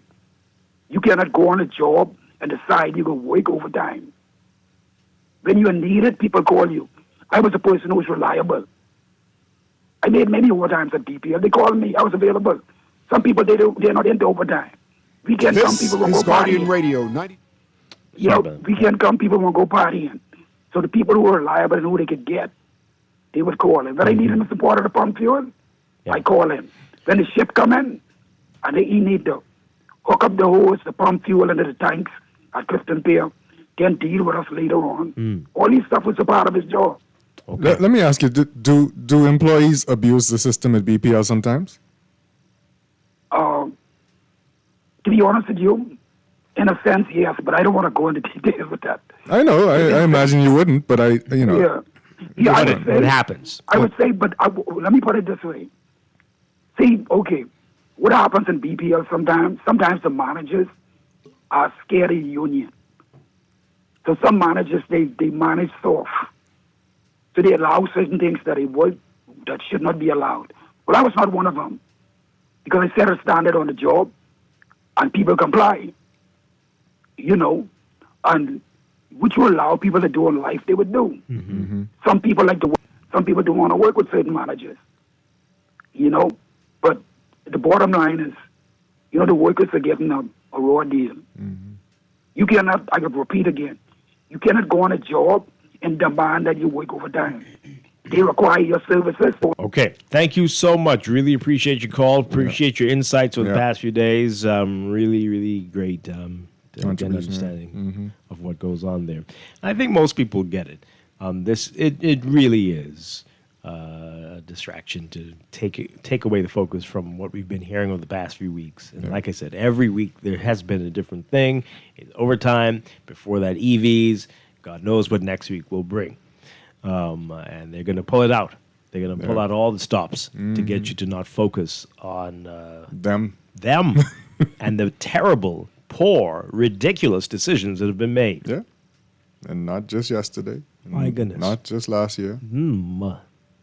Decades. Yeah. All right. So somebody's providing some insight on how it works with boards. HR would prepare a monthly report on all personnel matters to the executive committee and the board. If the overtime item is a high-risk item, the board or a board subcommittee would be monitoring it. A good board or HR board subcommittee should have seen this moment, the moment the amount started to look irregular. Either they weren't paying attention or they had no issue with it. Correct. That's my assessment as well. Interesting. Well, let's take this call and we'll get to more messages. Let's caller. Good morning. You're live. Hi, are you there? No. Oh, good. There we go. Hi. Morning, Dwight. How you doing? Doing well. Okay, what I gather from all of this, I think the unions control BET. Those managers is scared of the union because whenever the manager say something, the union say, no, we want it our way. I think that's the big problem right there. Thank you. Okay. I don't know about that. I mean, the union has been quiet. The unions have been quiet for a couple of years. So they've been very powerful in the past, absolutely. But the last couple of years, they managed to, some would say, even silence the unions. But they're acting up now because obviously everybody's on a different page at the moment. This person says there the light on Soldier Road and East Street doesn't have a turning light for making a right turn towards East Street's roundabout, and it's a major problem. Okay. Do we know you know where they're talking about? East Street? Soldier Road and East Street? Yeah. Soldier Road, East Street, Soldier Road. Yeah. The light doesn't have a turning light. It's off or it doesn't work or what? Doesn't have a turning light for making a right turn towards East Street roundabout. Does it? Or it never did? Huh? So all You the mean traffic if goes you're at heading once. west? If you're heading west, okay. I see what you're saying. There's a lot of places like that. Yeah. A lot. Yeah. This person says they knew about this overtime issue from last year, but political heads didn't want to touch the issue, seeing that election wasn't far away. The political heads helped to cause the fiasco at BPL, and now they're throwing the union president under the bus. He supported this administration to get reelected. Now they're cannibalizing him. What's the saying? Play with puppy and what? You get the dog? And your mouth get licked. No, what? No, Oh. Yeah. Yeah. Or lay with dog. Get the fleas. Catch fleas. Yeah. Anyway, and any one of them, you're going to get something out of it that you might not want. Yeah. Mhm. Right. Correct. Yes. In this case, they might be licking the puppy.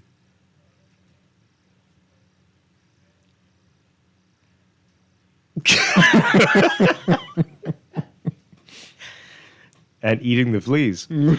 I do not find the overtime info on BPL distracting, and I hope it continues for a while, as the infighting will bring out all the dirt.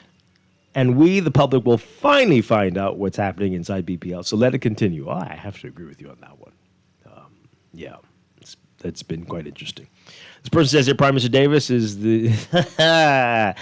Oh, no. Oh, I can't. Although so few read, they might not get the reference. I don't think that's right. I just read it. But you're funny. You're funny, Dexter. Speaking of Animal Farm, right? So 2 out of 3 employees were suspended. Mm-hmm. Yeah. Did they tell them they can't go on vacation? They said that if they're something, it was very weird. Because they did that with the nurse who did the voice note thing. Let's look at it again. So strange. How This you is a send great- me home and a then great tell me you can't suspension. go away? And they're paying you. It's such a great Right. suspension. Can someone suspend me? Yeah, both suspended. So I'm not on the job. No, you just have time off. How you can give me something? How you can give me instructions not to do things? Very strange. Porter was advised in the suspension letter not to report for work or to perform any duties on behalf of BPL during the 5-day suspension. Right. And to remain available to the company. Available. Should he be required to provide information in connection with the investigation. Oh, information. Okay. Well, that's fine. Oh. But both men were suspended with full pay and benefits. Availability. That could be by phone, right? Yeah. I'm just saying. The overtime payment information was yes. Yeah. I'm taking the vacation you've given me. 5 days pay. 5 days. What does a 5-day suspension do for me? Do I think about what I've done wrong? Get some rest. Don't get called So that you 3 o'clock in the morning. So that you could work the overtime that you need to. When you come back. When you come back, yeah. If the union allows you. Maybe you could go to Disney World. Yeah. Or even Disneyland. Is there a corner they were sent to stand in for 5 days? Getting paid. As long as they have electricity there, I mean, I guess it'll be fine. Adult timeout is very different from children. Nice. I like adult timeout. Yeah, man. We are distracted. The PLP has us for conch. This overtime thing is nothing burger. I'm the only person on Skyline Drive without power since 2 a.m. Tuesday morning. Only? Wow. They promised to send a bucket truck all day yesterday. That never happened. They all are very nice and make great promises, but I'm still off. I'm not even upset anymore. Do you have a generator?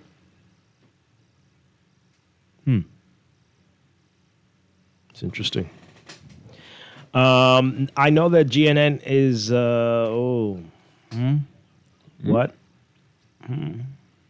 Okay, I'm not really understanding that text. Oh. Dwight and Chester, did you all reach out to Minister JoBeth Colby Davis for comments? I think she should be replaced as Minister of Energy. So which one do you want? Do you want her to comment or you want her replaced? You can't have both at once, right?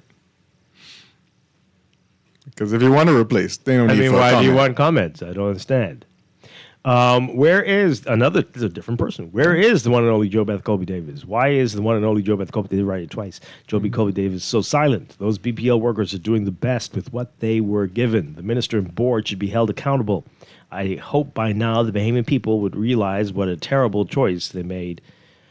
Wow, okay, in voting these people back in. Wow, that's a text. Nothing seems to be working in the Bahamas. Generally, Bahamians are all going downhill fast. Bahamians are going downhill fast? Blame it on dishonesty, greed, and corruption. Bahamians are going downhill fast. Bahamians. That's an interesting way to put it. Bahamians going. I know lots of Bahamians going uphill. Yeah. I mean, some got a motor, some walking, but still. Some being pulled. They're going up, yeah. There are a lot of things not working. A lot of things. But a lot of things are working. And could be working better. Absolutely. Some people are going downhill. Some are definitely plateauing, and some are stuck. Right. And as Chester said, some are going up. I think that's just a microcosm of the world. It's true. But we could do better. We really could, and we should. And there's a lot of slackness that we need to get a handle on, right? Like all these people running the lights and doing whatever they want on our streets. That creates the environment to make you think you can do anything you want. And that will give the perception that we're going downhill. Mm-hmm. And we can stop it. We know how to stop it, but we're not doing anything. Right? I don't understand it. Although yesterday, I know what was going on yesterday. The police were out in full force all over the place. I mean, they do that from time to time. Yes. Why is it from time to time? I don't know. So they don't It's like they get have overtime? I was going to say something very inappropriate. When the overtime budget allows. I don't know why. But why not every day? Why not every day? Sounds like the worst thing you could be is in a public corporation or a government-run corporation. The worst thing you could be while working at one of them, I guess you're trying to say, is be competent and available and willing to work. Well, yes, and if you are unaffiliated with a political party, I think your life will be quite interesting. Yes. Mm-hmm. But at least you'll... Well, I don't know. If you're affiliated, your life might be extra interesting, depending on who's in power. Yeah, I mean, you'll be up and down. Yeah. But the hardworking, unaffiliated people have to endure a lot of foolishness. Every 5 years, there's a change. I got a text message saying, the one and only, we hope. Oh, that's hilarious. Kind of mean. That's hilarious. Wow. Let's take this call. Caller, good morning. You're on the air.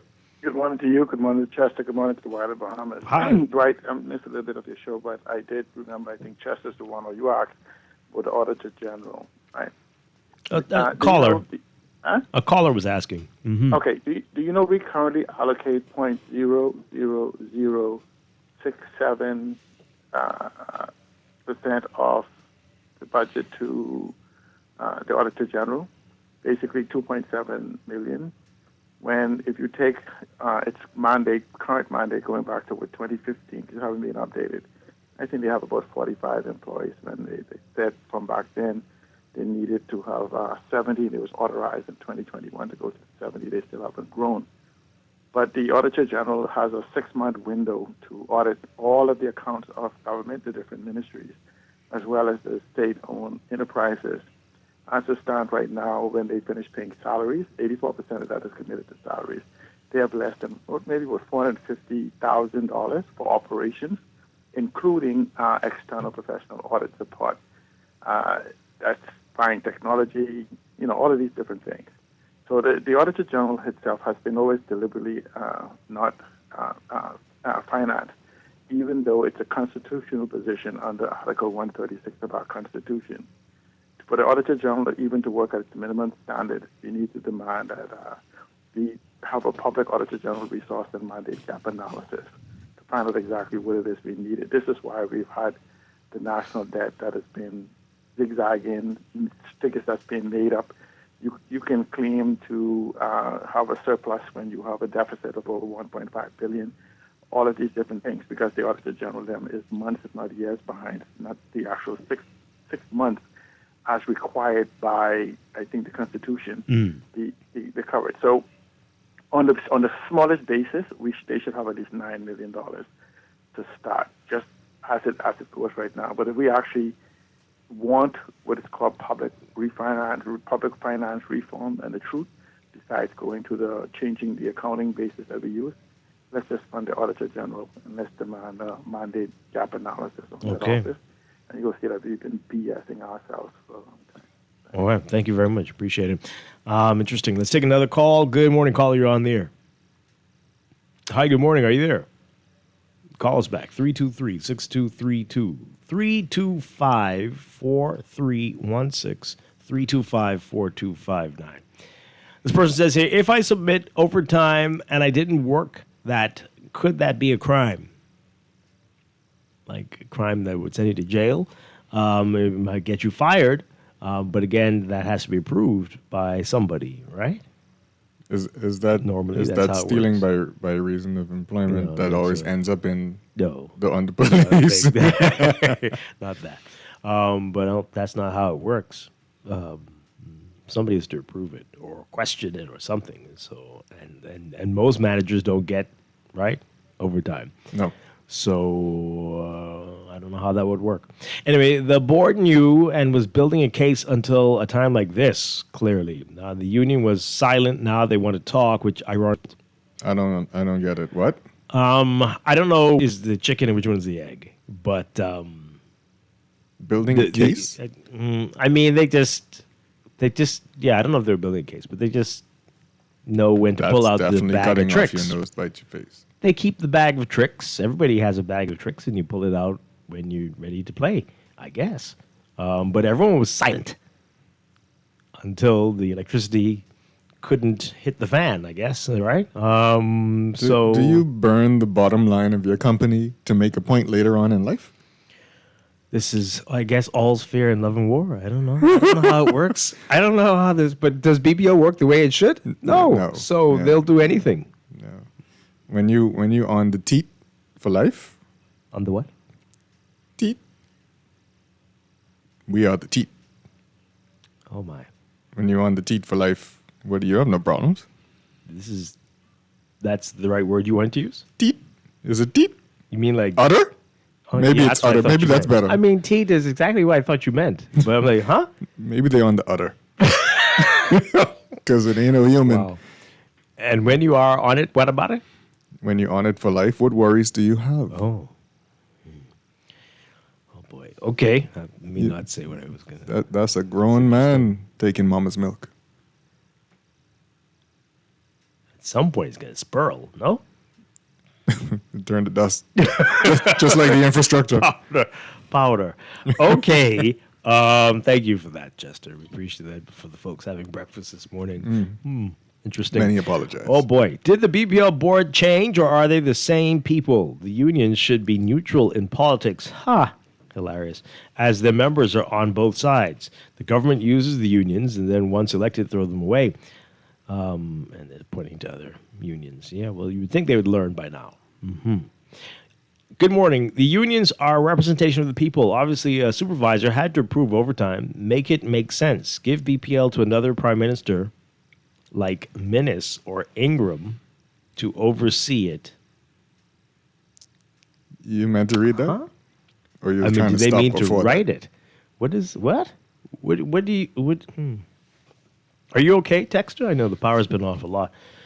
Oh boy. And then okay. I can't even speak anymore. It's very strange. What are they suggesting? Yeah, I don't. Just let them come in to run it. That's what you think, and they will be better. They did at some point. right? They were both there. Yes. When the power was going off under them, too. I work at a government corporation. I can tell a lot of foolishness goes on at the top. From the board to the executive chairman. Whoa. The general manager and all the top executives practice a lot of foolishness. And they're very dishonest individuals. Wow. They need to audit all government corporations. A lot of crookedness was going on under the last 5 years. Who's going to audit them? Wow, you need to tell us some more. Where do you work? Tell us, please. Who's going to audit them? We're Who's not, they? I don't know. I'm telling you, everybody's so distressed that we're just saying words now. This texture says here, we are not going downhill. We are already at the bottom, trying to get back up. Wow. Very positive. The Prime Minister also said he appointed such a large cabinet because he needed all hands on deck. Should Colby Davis be a cabinet minister if she can't appear on the deck for her area of responsibility? If the Prime Minister has to likewise give answers for every ministry, what is the point of this large vacationing cabinet? I don't think they're all on vacation. Some of them are still talking. Not only do managers sign off on these overtime permissions, I guess it's saying, once a certain amount of reaches an executive like CFO, once it reaches a certain amount, an executive like a CFO has to sign off as well. There are protocols in place to help to prevent stealing. Maybe if BGC was doing what they're supposed to be doing, what they're paid to do, this wouldn't be an issue. Well, that is absolutely true. Mm-hmm. And they are not in a place to do what they're supposed to be doing, it seems. Yeah. All hands on deck takes on a different meaning depending on the type of ship you're talking about. I'm afraid to ask you what you mean by that. I'm afraid to elaborate. Okay. I believe the government, this is the text, I believe the government or BPL's objective has been met because we are distracted with the continuous overtime conversation, some of us. I think the media needs to start digging zealously into BGC, i.e. their board members, their actual contractual or obligation as a 60% owner of BPL, BGC, their work staff complement and work experience. Do they have line staff doing work, and what is their overtime payment like? We've heard a little bit. They're not talking much. They've heard a little bit, but they said most of the people who are working for them are not technical people. Remember that? At that bizarre press conferences, the EV press conference? Right. So they need many more people, and they're recruiting actively from BTVI. So, great. I personally know a few people who worked at BPL for years from the BEC time, and every year they take vacation during Christmas in order to rush in Junkanoo. Okay? And they have time to be in the shacks. I always wondered who filled in for them for that long period of time. Now I know.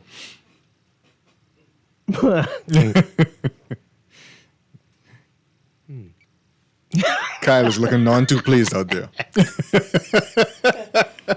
Wow, okay. Not that guy. No, right. You can't be careful with that name. Not Kyle.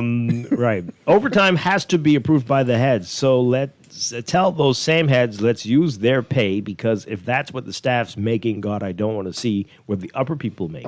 Mm-hmm. Well, I heard Eleuthera is overrun by, where's this coming from? Overrun by illegals. Okay. And the government is doing nothing about it. This BPL issue is stale. Why expect better if you choose worse? Go buy a backup generator and a bag of ice. That's all from the same person. Oh. About the Eleuthera illegals, the government, BPL stale. What kind of illegals? Generator. I don't know what's happening. There's all kinds of illegals. A couple more messages before we go to the news. This person says the political game has us cannibalizing the workers, but not the managers, board members, ministers, or prime minister. Distractions to have us swinging at the low-hanging fruit.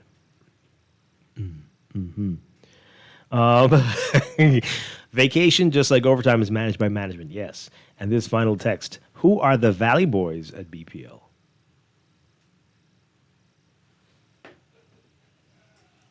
It looked like... What's that supposed to mean?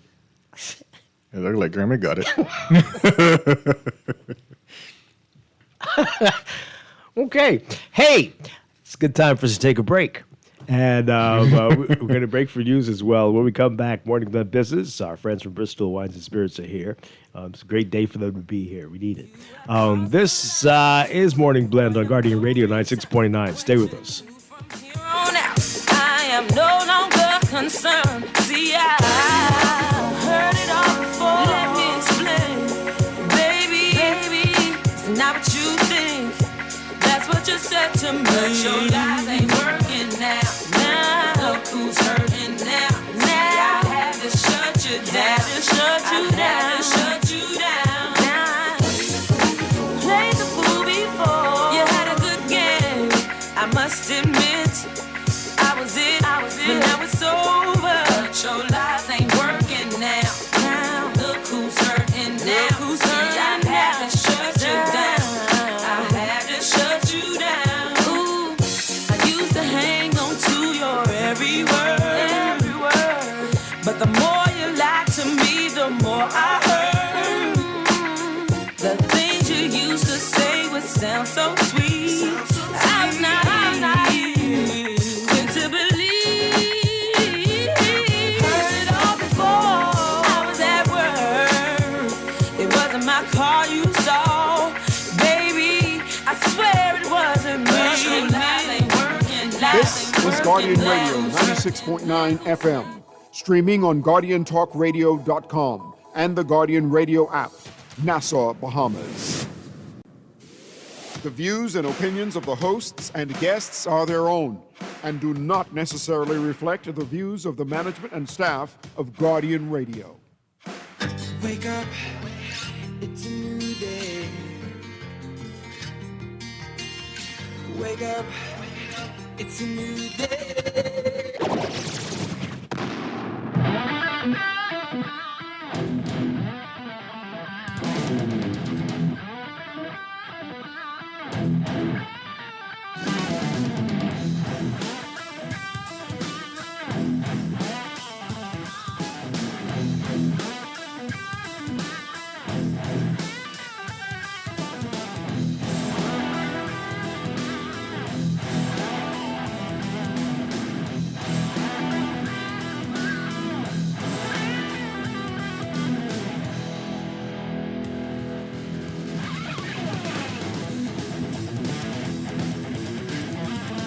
Good morning and welcome to Morning Blend Business on this Wednesday, August 19th, 2026. Welcome back to our Morning Blend listeners. Once again, I'm Dwight Strachan along with Chester Robards, and it's time for our monthly Wine Wednesday series with Bristol Wines and Spirits. All right, Chester. Chester, are you okay? That's when you prematurely start to taste the goods. Before we start to talk about it. That's what you get. Don't do that. Good morning. Good morning, gentlemen. Great to have you with us. Somali is Kyle Stubbs and Tori Saunders are with us in studio. Good morning. Always a pleasure. All right, so we got a lot to talk about this morning. A lot of wine days of the past few days and coming days. But also, I wanted to start with what we've been hearing in the news. Everyone's talking about global warming and climate change and the crazy temperatures we're seeing. But in Europe, it's been even wilder, it seems. Yeah, it's crazy because, I mean, we don't really see the extremes here, but they do in Europe. Right. And so it's crazy that earlier this year, they had fires in the vineyards to keep the grapes from freezing.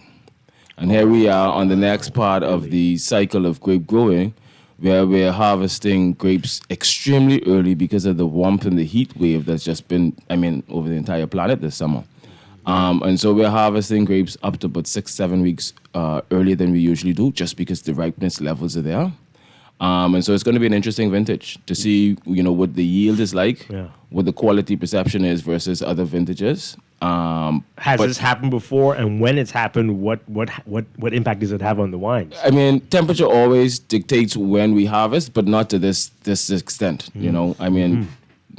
13 years in the game for myself, I don't remember a vintage of this sorts, where we harvest, they started harvesting at the end of July, right? And we're talking about harvest that usually happens, if early, it'll be the end of August heading into September. Wow. Right? This was a super El Nino year, right? Apparently. So yeah, that's one of the reasons is such high temperatures. And so it shows up on the vines, it shows up in the grapes, extra ripe grapes from cooler climates where we look for balance and restriction and acidity and freshness. Profiles will change. So it'll be interesting to see what the yield is like. It'll be interesting to see what the scores come out on these wines, what the price points are. But yeah, I think this will be a vintage that we'll keep an eye on. Now, they've been having forest fires as well. Have any vineyards been lost? Not that I have heard of. And it's always wine country that it ends up something, right? And any natural disaster or anything. But I haven't heard anything of that sort in terms of vineyards being impacted, whether it's in Europe because they've been struggling with some wildfires. Nothing has really peaked up on the West Coast inside the U.S. or Canada per se. But yeah. Yeah. My goodness, that's something else.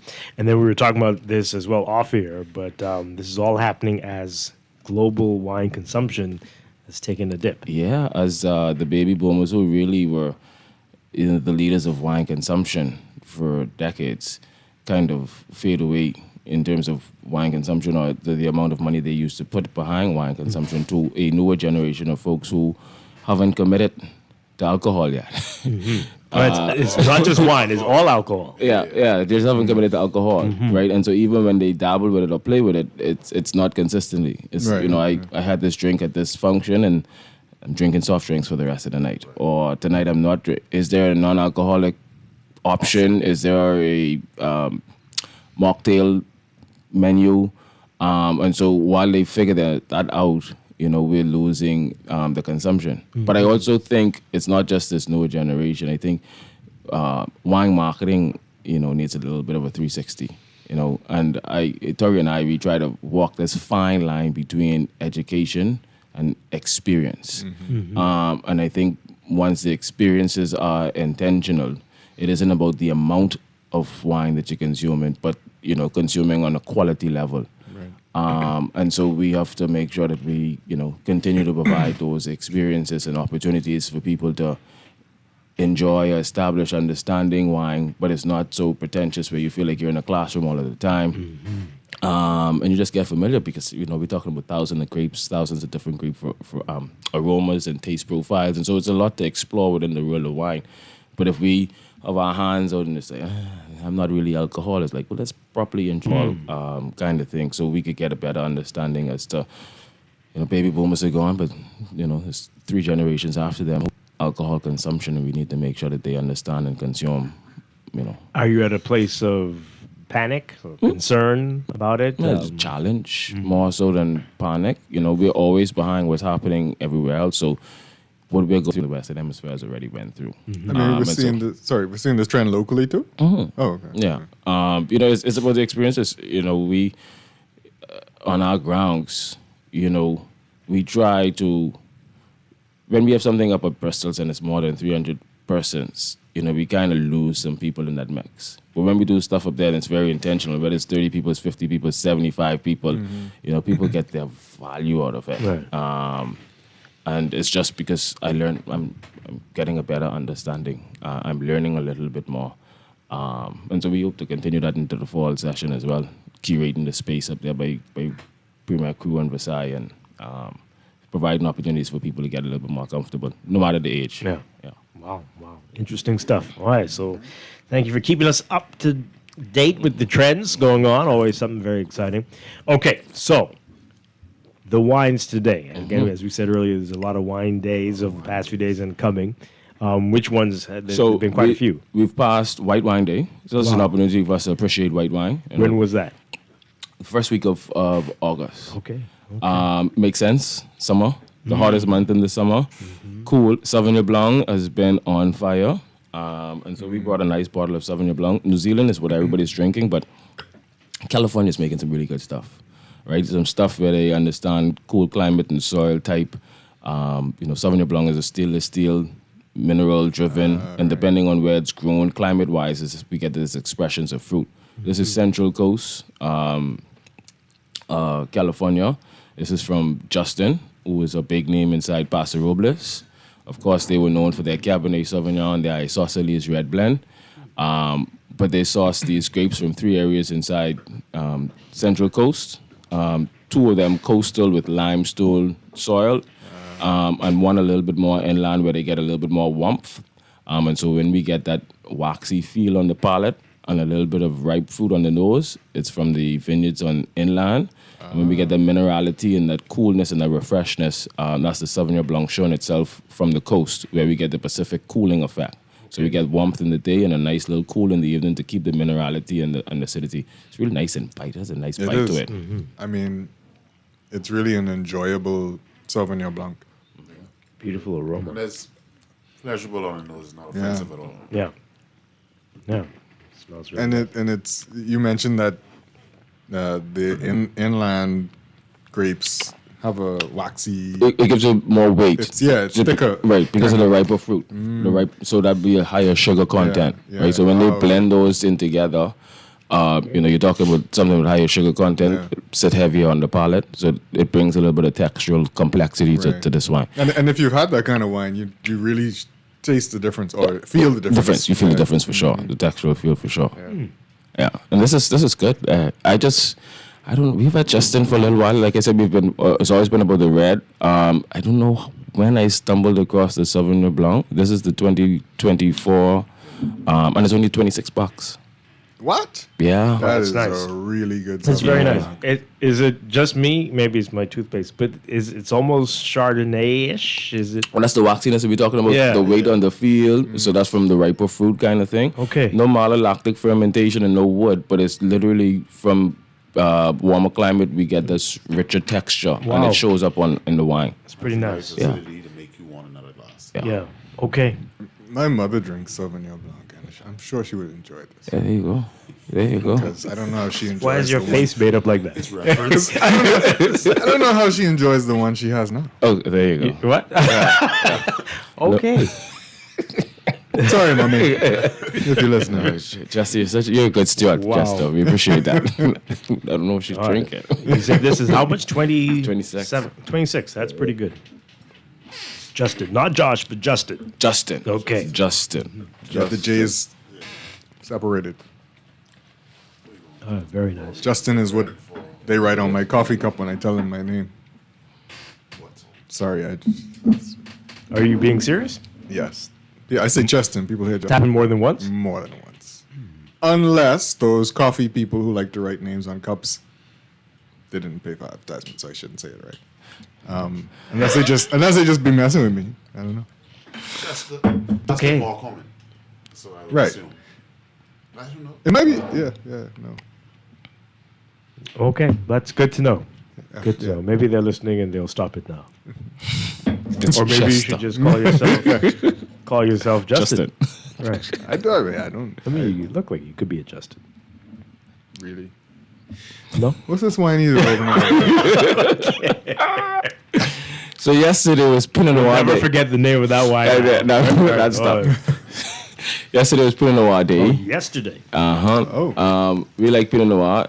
Tori, we were just having a conversation yesterday in the office. The heartbreak grape, right? Heartbreak. Why do you Yeah. call it that? Because, and we might get that experience today, it's a very finicky grape, and it likes a very I agree with that. specific terroir type, cool climate, limestone soil, delicate treatment, right? And even when we get into wine making, depending on the quality of the fruit, what is the oak regiment? Because you could really dominate or take away from Pinot Noir because it's just so soft and finesse and style fragile. There you go. It's so fragile, and so when we get into Burgundy, France, right? What happens is land is split up based on family. I think we had this conversation a few years ago, right? So let's just say my dad owned a plot inside Burgundy and he passed. I have 2 siblings. So his plot now is split between the 3 of us. I'm the only one who is really interested in winemaking, and my sister's in the medical field, and my brother's in computers, but they still have vineyard space. They all could still produce wine underneath the Stubbs name off this piece that my father had. Oh, wow. But the quality isn't the same. Right, so today Tori buys a bottle from me, and he's like, "Oh, Kyle, this is a killer Pinot Noir," And then tomorrow he buys a label that still has this name, but it's from my brother's vineyard, who is just making wine to make wine. Because it's the name and it's from the same space, it comes with this hierarchy of quality and a price point. You're going to spend $100 today on my Pinot Noir and be like, oh, this is crazy, this is good. Spend $100 tomorrow on my brother's Pinot Noir and be like, wow, did I just spend $100 on that? Whoa. Right? And so your heart could be broken in that because people spend money looking for good quality Pinot Noirs, Right. and sometimes it's heartbreaking to spend big money. I mean, we talk about Romani Conti is a Pinot Noir that sells for $15,000 a bottle. What? Yeah, if you get this, a $15,000 disappointment is a big disappointment. Oh my goodness! Right? And the other thing is big disappointment. You don't let people know you're disappointed. You smile when you drink that. You can get your heart break. You can get your heart break. And another thing, in the perception that all Pinot Noirs are the same. Yeah. That they're all going to be light and elegant and floral with, cherry and rose stuff and a little bit of earthiness. And then you realize you have some people who produce Pinot Noir from warm climates and it's almost as big as a Merlot or a Cab. And then you have some people who love it on either end of the spectrum. I just did a training the other day at Margaritaville and the lady's like, but that Pinot Noir is not like a Pinot Noir. And it's like, you know what? We're not even going to open this. I'm going to have to bring another Pinot Noir that's the complete opposite. So everybody in this room understands why you made the comment that Pinot Noir is not a Pinot Noir. Right. And I agree with her. We sell it. It's a well-known brand. It comes from a particular style. If I say Wagner or Camus, then you know, oh, it's heavy or it's fruit-driven, right? But she was able to identify that. And so for people, we can't just say Pinot Noir is Pinot Noir. Right. What style of Pinot Noir do you like now, right? And then it's also a grape that's inside Champagne. So when it's celebration and prestige, Pinot Noir is in just about every Champagne bottle that we open. Okay. All right. So which one is this again? This Louis is Latour. So Louis Latour is our Burgundy house. Côte de Nuit Village. So this is in the Côte de Beaune area. This is where they make good Chardonnays and good Pinot Noirs. Louis Latour is 17 generations of wine production. There's still family involvement in the day-to-day operations of Louis Latour. And I just think they treat an elegant grape with elegance. Yeah. I mean, this tastes elegant. Yeah. And this is 100%? Yeah, this is 100% Pinot Noir. Oh, wow. Yeah. No, that's pretty good. But the whole Pinot Noir story just now complicates Pinot Noir. Even more than I feel like it was. It's so complicated. Because like you say, you could open a bottle of Pinot Noir from different vineyards and never get same anything close to the same experience. Yeah. And your price points might be getting higher and higher and higher. I don't thing about it is, I'll be honest with you, Jester, Pinot Noir and its history is complex. This grape and Burgundy never made sense to me until I had an opportunity to travel there 3 years ago. And it's literally physically standing up and looking and identifying, okay, this is Côte de Nuit across there. This is Côte d'Or and what happens over there. It's literally like, I don't know, if you were to draw a vineyard on a hill, on a canvas, and just have it split up into various, just how I explained. Right. Somebody's plot could be divided into 6, 7, depending on how many children, but you can see like on this hill, this rise, this 100 acres right here is divided into 25 pieces, right? But you can see, who's getting more sunshine, right? Who is getting more, snow-cap drainage, irrigation, and who's not? Who is closer to bodies of water and who is not? And all of these little nuances identify us as this is good grape growing area. This is premier cru growing grape area. This is grand cru, right? So all of these little small nuances give us the, what contribute to the best growing terroir. The mix of the soil, the mix of the temperature, the cooling effect from any body of water to make these grapes so special. Yeah. They're not grown anywhere else. Why they're so sought after. And because we look at this place and we say, if that little square up there is the only Grand Cru and that could only produce 2,000 bottles, then all of we could be fighting to buy them 2,000 bottles. Yeah. Wow. That's why Romani Conti could be at $15,000 a bottle. Yeah, that's crazy. Or buy the grapes. Or the grapes. It's you could accept different countries. It may taste different, but the same general area. That's just And wild. not anyone could just buy it, right? No. You have to. They have select people that they sell it to. Yeah, so it's the business of wine production, right? And so everything is contractual. So everybody who's growing grapes in Burgundy is either they're making their own wine or they're under contract with someone. So even Louis Latour, they have, when you see a wine that says Maison Louis or Maison Louis Latour, that's from the chateau, that's from the house, that's from their vineyards. If it doesn't say that, it's grapes that they have under contract with grape growers. So two things though is, because of that contract, it stipulates what is the Louis Latour way of managing the vineyard. So they still impact grape growing with the Louis Latour touch. And once you finish with that and you bring us these grapes, then we go to town. Then that's the real Louis Latour touch kind of thing. And so that's, but no, we can't go and say we won't buy some grapes. Yeah. We got to strike up a contract and be prepared to pay that big hefty, fee, and then go and produce the wines from there. And then of course that's big business because I wouldn't know who's the best farmer, like who get the best grapes. Not even just based on location, but growing practices. These chateaus ain't no farmers market. You can't just pull up on a Saturday and be like, they chateaus. You call ahead, Well, the word elegant has been used quite a few times with this Louis Latour. I mean, this is very smooth. It is. How much are we talking about here? Nah, you done it. I think Louis Latour, this is Côte de Nouveau Village. I think this retails for $56. Okay. This deserves to breathe a little bit, it seems to me. It can, yeah. Okay. But some of the elements that you might have you thinking it needs to breathe would be some good elements on the side of food. Like it still tightens you up on the side of the palate. Yeah. But you put that on the side of a salmon or pork or poultry, and that softens that down a little bit. So in the absence of food, absolutely we could let this breathe a little bit. But it's so smooth, I think we could just horse this back without knowing what you're doing, right? Hold on. No, you switched. You jumped. No, not this one. I mean the Louis Latour. Absolutely. It's still good. It's still good standalone. So very good. And what we want to appreciate is treating wine properly, right? I was very not excited, but not even impressed. It's like reassured that my guy here he's on his stuff. When he pulled out his Pinot Noir, and I could see it was in the refrigerator, right? It's the same thing.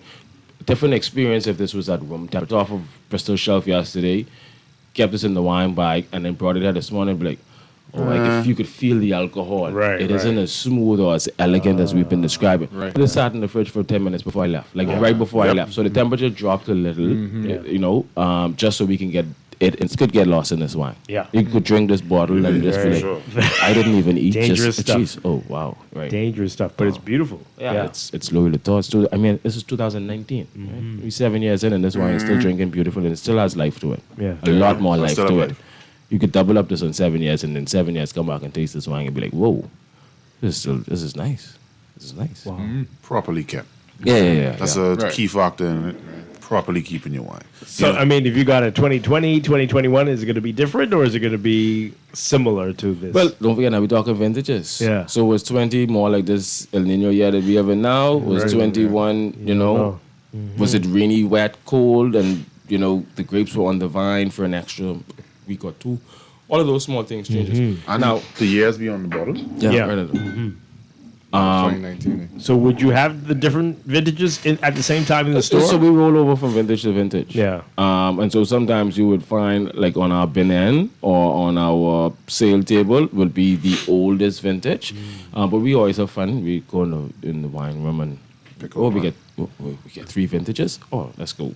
Have some fun with it, right? Don Molcher, we did it with a couple of times. Oh, we get 3 vintages, we get 4 vintages. Hands of time. Yeah, hands of time. So it's fun stuff just to see. But this one, look out for 2019.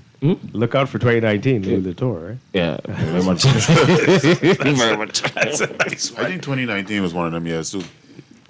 Just in general? In terms of? Like fires, hot. Yeah, sure. 19 California was fires for sure. It's good to see what the vintage chart says for France. It was one of the years. And it's good that it's labeled so you could go back and let me see what 2019 was like. Yeah. So when you taste it, you could be like, this was the year of fire. What chart you say? Wow. There's a vintage chart.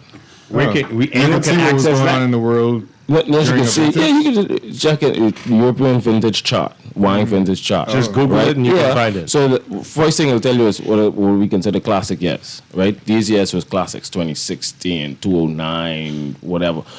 Those are classics in terms of these were great growing vintages. There was good balance, right? It wasn't extremely cold in the winter. The summer wasn't extremely hot. There wasn't a lot of rain, so the vine had to fight a little bit and struggle. And so the grapes that we get in those years, those are the best of the best. But then it goes and tell you, okay, well, 2016 or 2015 wasn't as good, but it was, early bud break with, 2 weeks of minus 10 degree temperature, right? So that was a concern on the vines, right? So we're on the extreme on one end, right? That year they said we had how many centimeters of rain, right? And we evaluate, okay, that's a rainy, so are these grapes waterlogged, right? Is it extra water inside there where we lose some of the fruit character or not? Was it a extremely hot summer, or the summer was very cool, or it was regulated where there was warmth in the day and cool breezes coming through from wherever, whether it's the Mediterranean down south, whether it's Atlantic, that allowed, even growing in the grapes. Then they'd say, so all of those things changes vintage, right? And so that's why people say, I drank this wine. Yeah, you drank this wine, the 2019 vintage, right? Drink the 2020 vintage, right? The lockdown vintage, right? When something changed, right? And no matter what the winemaker says, this wine, we always do 60% of this, 20% of this, and 20% of that. But your 60% of this will never be the exact same vintage over vintage, right? Yes, we only use Louis Vuitton. They make their own barrels. Everything is medium toast. But 2025 is not like 2026. They harvested 2025 in September. We're harvesting now. We started harvesting in July in 2026. So this wine is not going to taste like this. That's crazy. Yeah. Wow. I remember as a kid watching a lot of old movies, and the snobby guy would order with the year I want 1932. And Lafitte. But how do you know? How do you know? It's the vintage chart. My goodness. I mean, we work in the business. For me to spend $150 on a bottle of wine, I gotta have at least 98% reassurance that it's gonna deliver. Right. So if I'm at dinner and I showboat and I get a full table, hey, what vintages of this do you have? Okay, I'll take the 96. Wow. Hey, come on.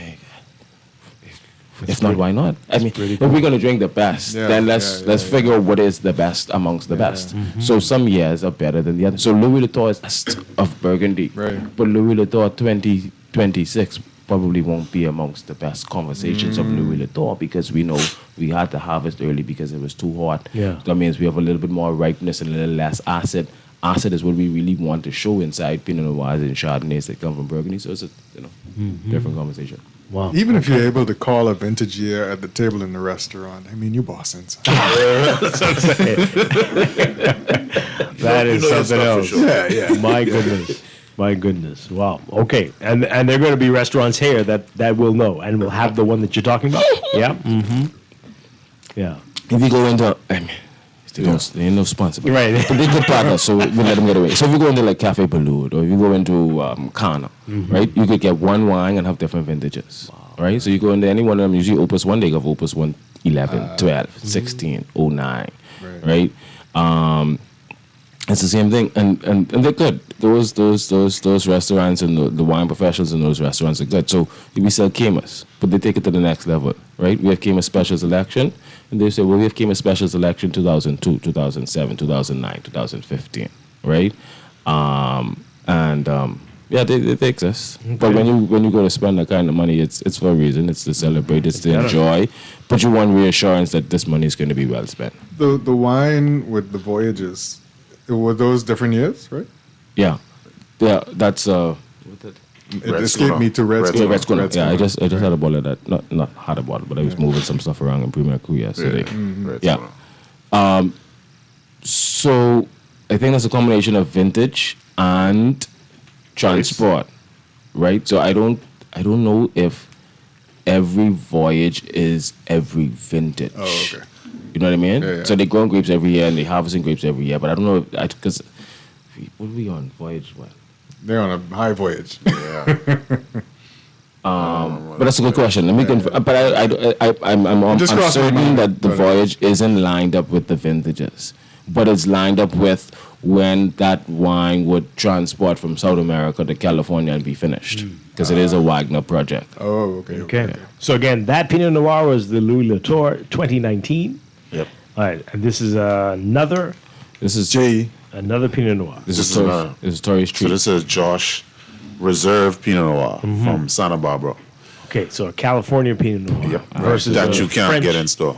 You Cannot. although you're teasing us again with this one. always. Okay, right. Well, I think he just wanted to get your reaction and then to see if there was some interest, to see if he could twist our hands, to see if he could have this brought in. It's amazing. The nose is already very different. It is. It's very fruity. different. It's Right. Yeah. right. But it feels heavier too. It smells heavier. It smells heavier, heavier. yeah. Smells heavier. And same alcohol. It's Really? the same alcohol as the Louis Oh, Vuitton. really? That's interesting. All right. But that's the difference there with the cold climate, the warm climate. Wow. Well, this It's not. It's not. You called the Louis Latour smooth. Yeah. This one isn't as smooth. It's full bodied. It's full body. Yeah. Well, isn't I it? think when we describe Louis Vuitton as smooth is because we get the balance. Right. We get the fruit and the residual sugar in it.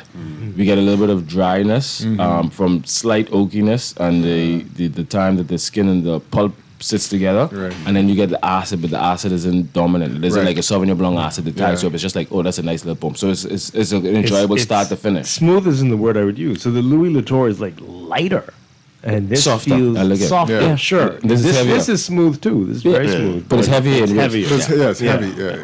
Again now, so some people will drink this and be like, oh, that's a heavy Pinot Noir, right? Like for me, I'm a Louis Latour guy.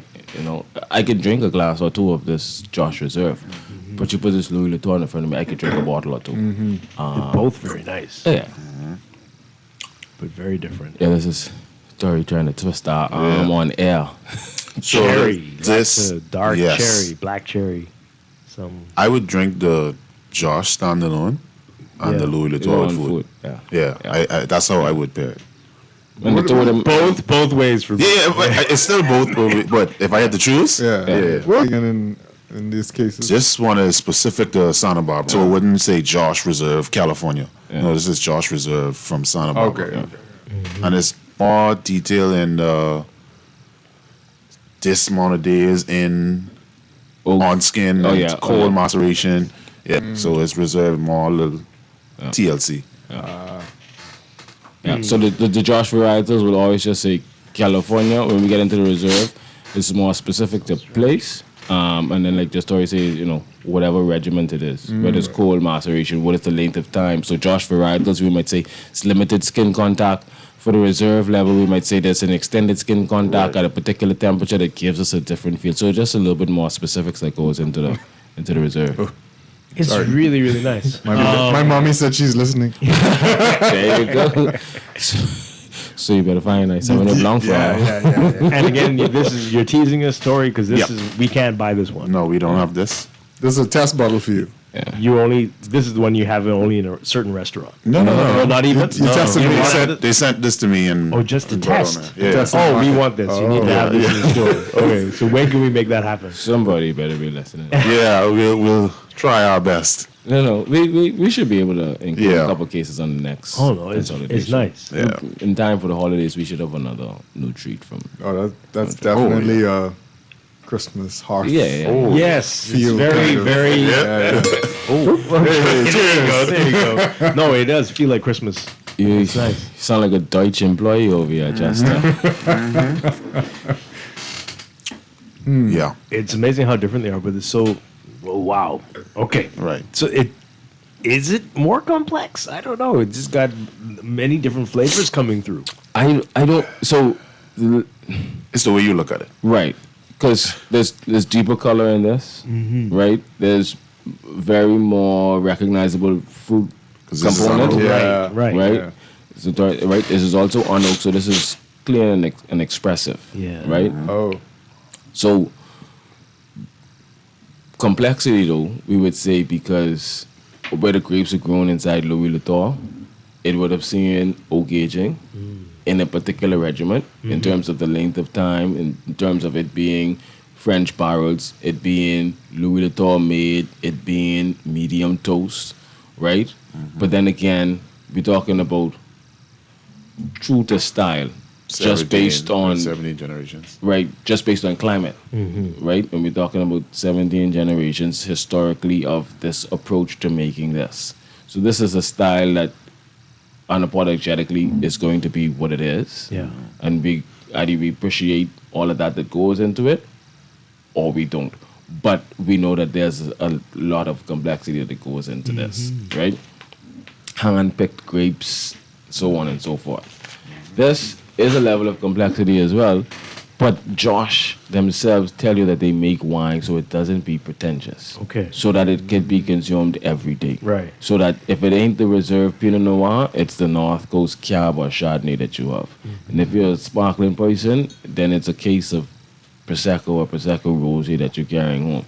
So, but the complexity comes in that this fruit, this Pinot Noir, which usually should be grown in cooler area, is grown in California. Even though there's a Santa Barbara, which is cooler parts of California, it's still much warmer than where we're getting Louis Latour grapes from, right? And so, because we warmer climate and we get a lot more fruit character, we lose some of the other things. So we like what we smell, we like what we see. It shows up in the glass in terms of, deeper potency or whatever. But then there's some other elements that's overshadowed. So the acid in this isn't as distinctive. Right. The drying out in the middle of the palate isn't as strong as it is in this because of the oak interaction kind of thing. So both of these wines are complex or have a level of complexity in their own right. Yeah. But it's for us to understand and appreciate those different levels of complexity. Because I wouldn't say that this is a simple wine, Right, even right. though it's a Josh everyday drinking wine. Right, But its level of complexity is different than what is inside this Louis Latour for various reasons. Very This is also darker. Yeah, color-wise. Yeah, and that was the Louis Latour, the beautiful like ruby color. But this is so. Does that say it's heavier? Does the color denote? Yeah. Not in all cases. No. So you have some Nebbiolo, one of those guys where it's lighter in color, but it's heavy on the palate. But outside of that, for the most part, deeper colored wines would usually end up being heavier on the palate. And a couple of things is, one is usually the composition of the grape itself. I think that the skin and the grape the juice sits together to absorb all of that complexity and color and all that kind of good stuff. Nice. All right, so it's not sold yet. Any idea how much it would be, could be, if it is, if it were to be? What are we looking at? What are your reserves at now? 28? 26? Yeah, between 26 and 28 bucks. Wow. All of the reserves Okay. from Josh are there. The regular Josh is at 22.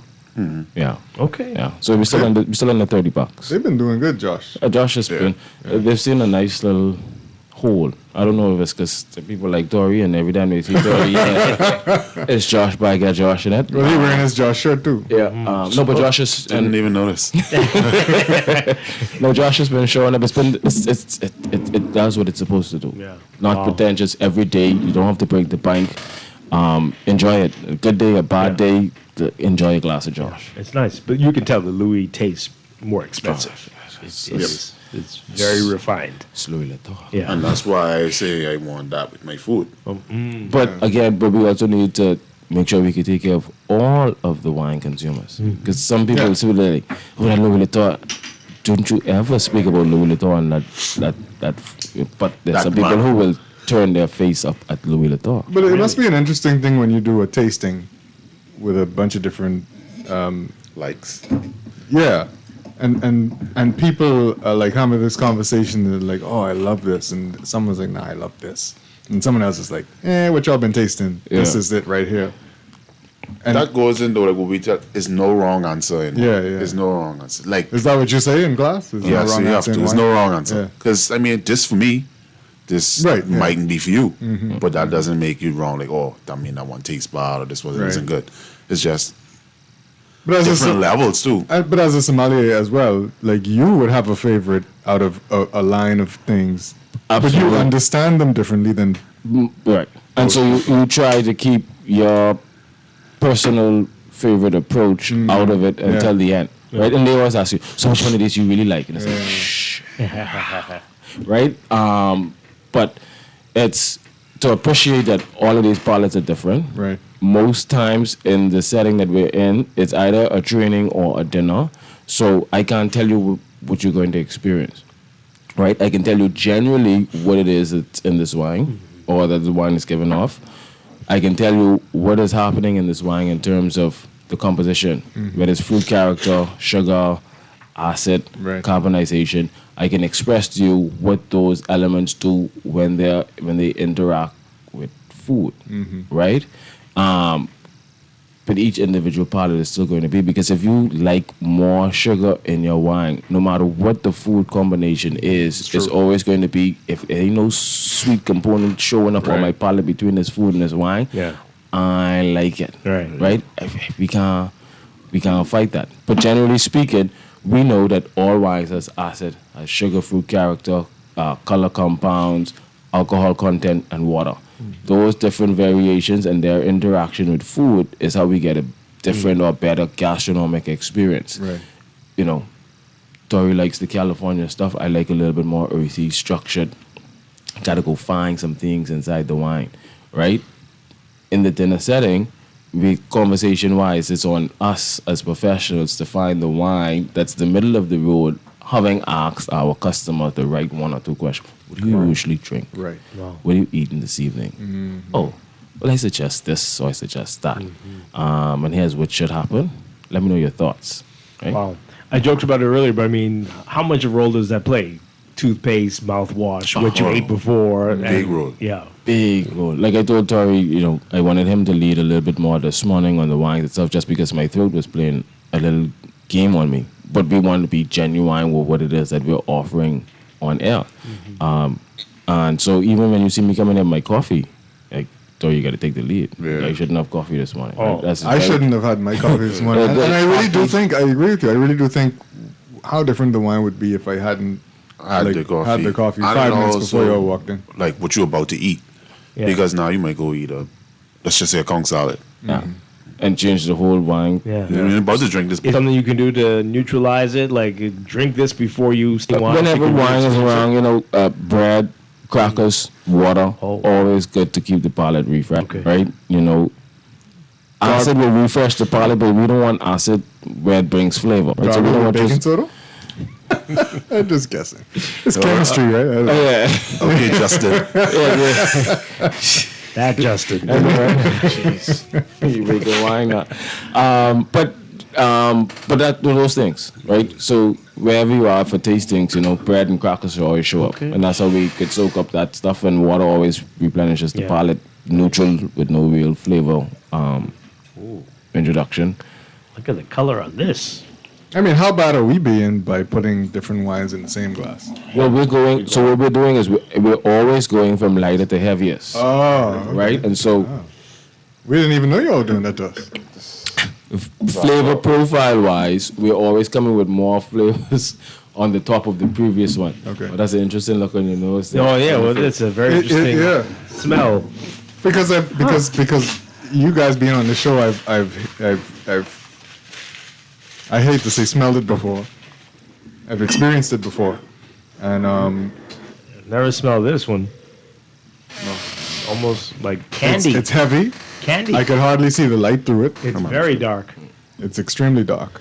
I mean, for starters, this is a Cabernet. Yeah. We've leveled up from Pinot Noir. I feel like I hit the leveled up. Is that the right thing to say? He is right. And disrespectful of his own mind. Wow. Well, he's a cab drinker, right? And I'm a Pinot Noir drinker, right? So harsh. Like, wow. Good Lord. Level up. Both of them are my brands, by the way. Sorry. Wow. No, I took insult to that. We leveled up from Pinot Noir. Yeah, that's right. The nose is great, though. I mean, that is purple. Yeah. Color. So let's think of the composition of the grape. Let's think of a C grape, and let's think of the smallest grape that we get inside the food store, right? The smallest grape we get inside the food store is still much larger than the C grape. But it's also thin skin, and a lot more pulp underneath it. That's more of our Pinot Noir size and style of grape. Okay. Sea grape is more of our Cabernet style and size of grape. Oh, really? So that same composition, that thick purple skin, with that little bit of pulp underneath. So if that little bit of pulp has to extract all of those things from that skin, it's absorbing a lot of things from that thick skin. So that's what leads us into this heavier style, more complex style of a red wine. Okay. The spiciness is from the 18 months on 20%, 27% new oak, 73% aged. Oh, it's spicy. Okay. Okay. This is a very complex one. It is. 14-1. This one pulls all the moisture out your mouth. I ain't a Napa in a You know, long two things. So I visit. This belongs to Chinchero family, so part of the Sutter Home family. And everything. Their showroom I had an opportunity to visit, which is right on the main highway inside, running through Napa Valley. I don't think I've tasted this wine in a few years. And what caught my attention was the price point yesterday when they pulled it off of the shelf at $52. I was like, Napa Cellars is up there. I was in shock. So it's like, okay. So when I pulled the bottle, I'm like, okay, the bottle changed. It's heavy, right? Yeah. I'm certain that the wine has changed as well, right? But just tasting that just now, it delivered on that price point. It was surprising. This is Napa fruit. To get Napa fruit at $50 in the bottle is good. Because we moved from here to Post and Beam, which is like $95, and we moved from Post and Beam to everybody else. Silver Oak, Groth, Camus, and they're all 150 plus, right? And so, but all in the same area, we're getting this fruit. So to get Napa fruit specifically from Napa at this price point, but this is delivering. This is the tannin structure is there, right? You feel a little grip on the gum. There's acid in the back. Yes. You put this on the side of a medium rare ribeye bone in. I mean, God is good. Look at the legs on this. The other wines, if you paid attention, the legs were way down here. Yeah. These are, and it's sticking on the glass. Yeah, right. Very much so. They want to be in the conversation. Yeah. Oh, they're hanging around. It tastes expensive. It does. Nice. Molasses. I taste it. I taste molasses. You're right. You know, I would have never, the word wouldn't have come up, but I do.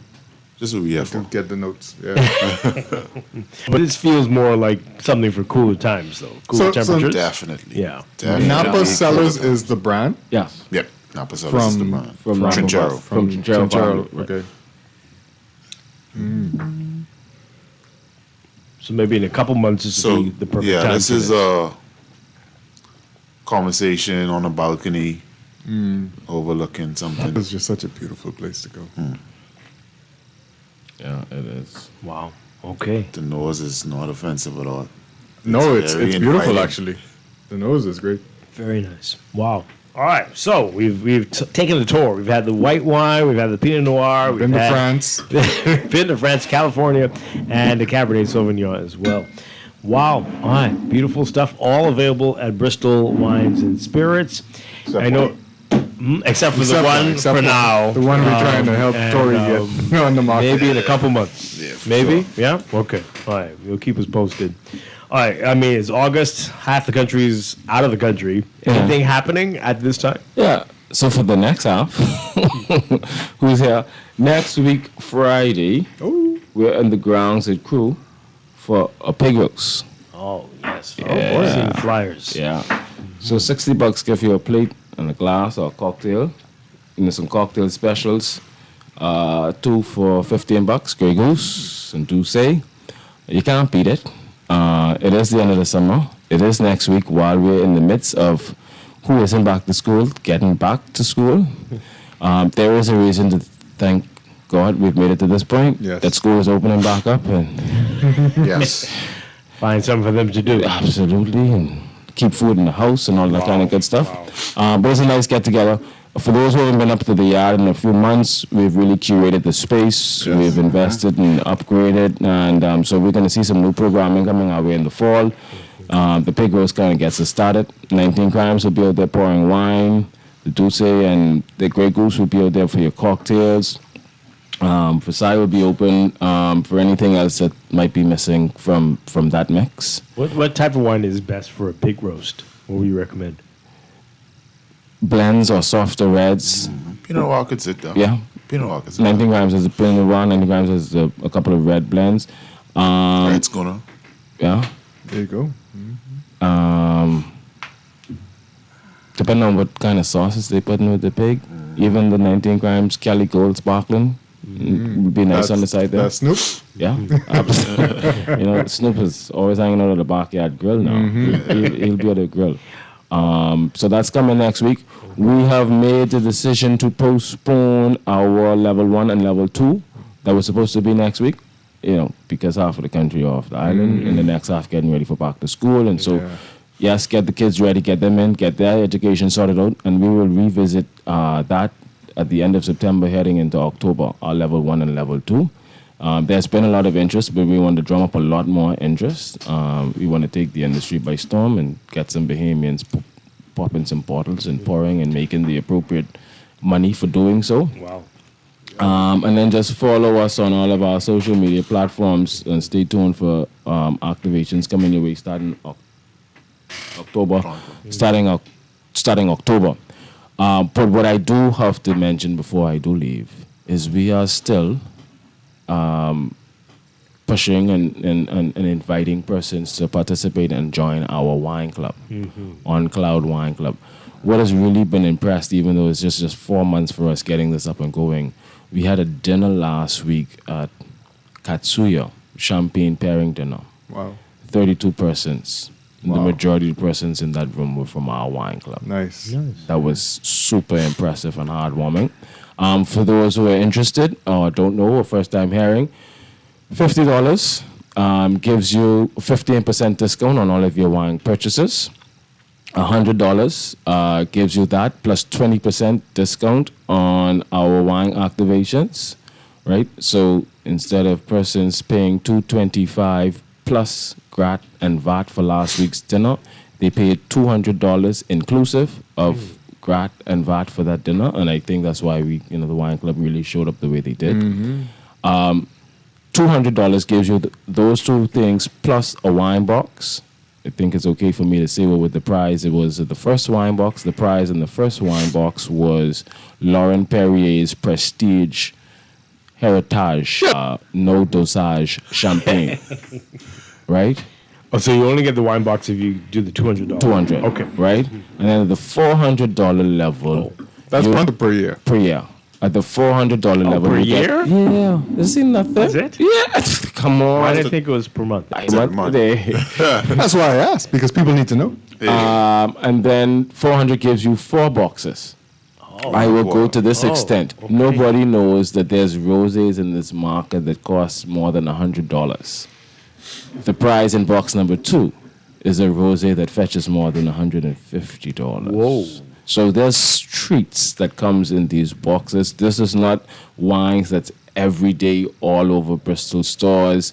You know, our suppliers are now hip to this, and so treats will be coming our way. So even if Bristol says, you know what, Tori, we're not going to bring in that reserve Pinot Noir. It might be in a box. But we can add a case for the club. And how many wines would be in the box? 3 wines come in the box. Okay. And some other trinkets. Right. Wine bags, corkscrews, glassware. Like, we intentionally going after our wine consumers. We want this community to be built. We want us to enjoy it in the right way. And, yeah. Okay. We tasted the Heritage when those guys were in town. Yes. And they're back in town next month. back. So Was I on It vacation? was really good. Nobody was about where you were. I was there. Oh, yes. That was last year when we, when we brought in the Heritage. Yeah. There you go. Great. See, now you can got to take them on vacation. I am just saying that Right. that is an amazing gift to be in the wine club box. Yeah, That's not a bad price at so all. like there, you're though. saying, it's not LP Brut, and there's nothing against LP Brut, and it's not LP Brut Rosé, even though there's nothing against it. It's the step up, Absolutely, right? And that's what we're doing, right? We're anyway on the next show we'll talk about some brunch programming and stuff coming in October, but it ain't your Bollingers. Like, come and have a glass of Nicolas Francois 2008 champagne, right? That's what's coming your way. Just Good Lord. If you wanna step it up, come see these guys. They're Bristol Wines and Spirits, folks. Kyle Stubbs and Tori Saunders, thank you so much. Thank you for being here, taking us taking our mind off BPL for a little bit and helping us to enjoy these beautiful wines. Just a side note, if you do have to, please get yourself a generator so these frequent outages doesn't affect the temperature of your wine. And absolutely. if you do work at... If just for the wine fridge, right? If you do work at BPL and you carry on that type of overtime, come and shop at Bristol Wines. Wow. Wow. We have some bottles that you won't find in store. Give somebody a wine club that only you can afford. Yeah. Dwight. Don't worry, I'm starting my engineering classes very soon. Gentlemen, thank you for being here this morning. Appreciate you all always. See you next month. Absolutely. Chester Robards, thank you. Always a pleasure. See you next week. I'll be back tomorrow morning with more Morning Blend and Morning Blend Business right here on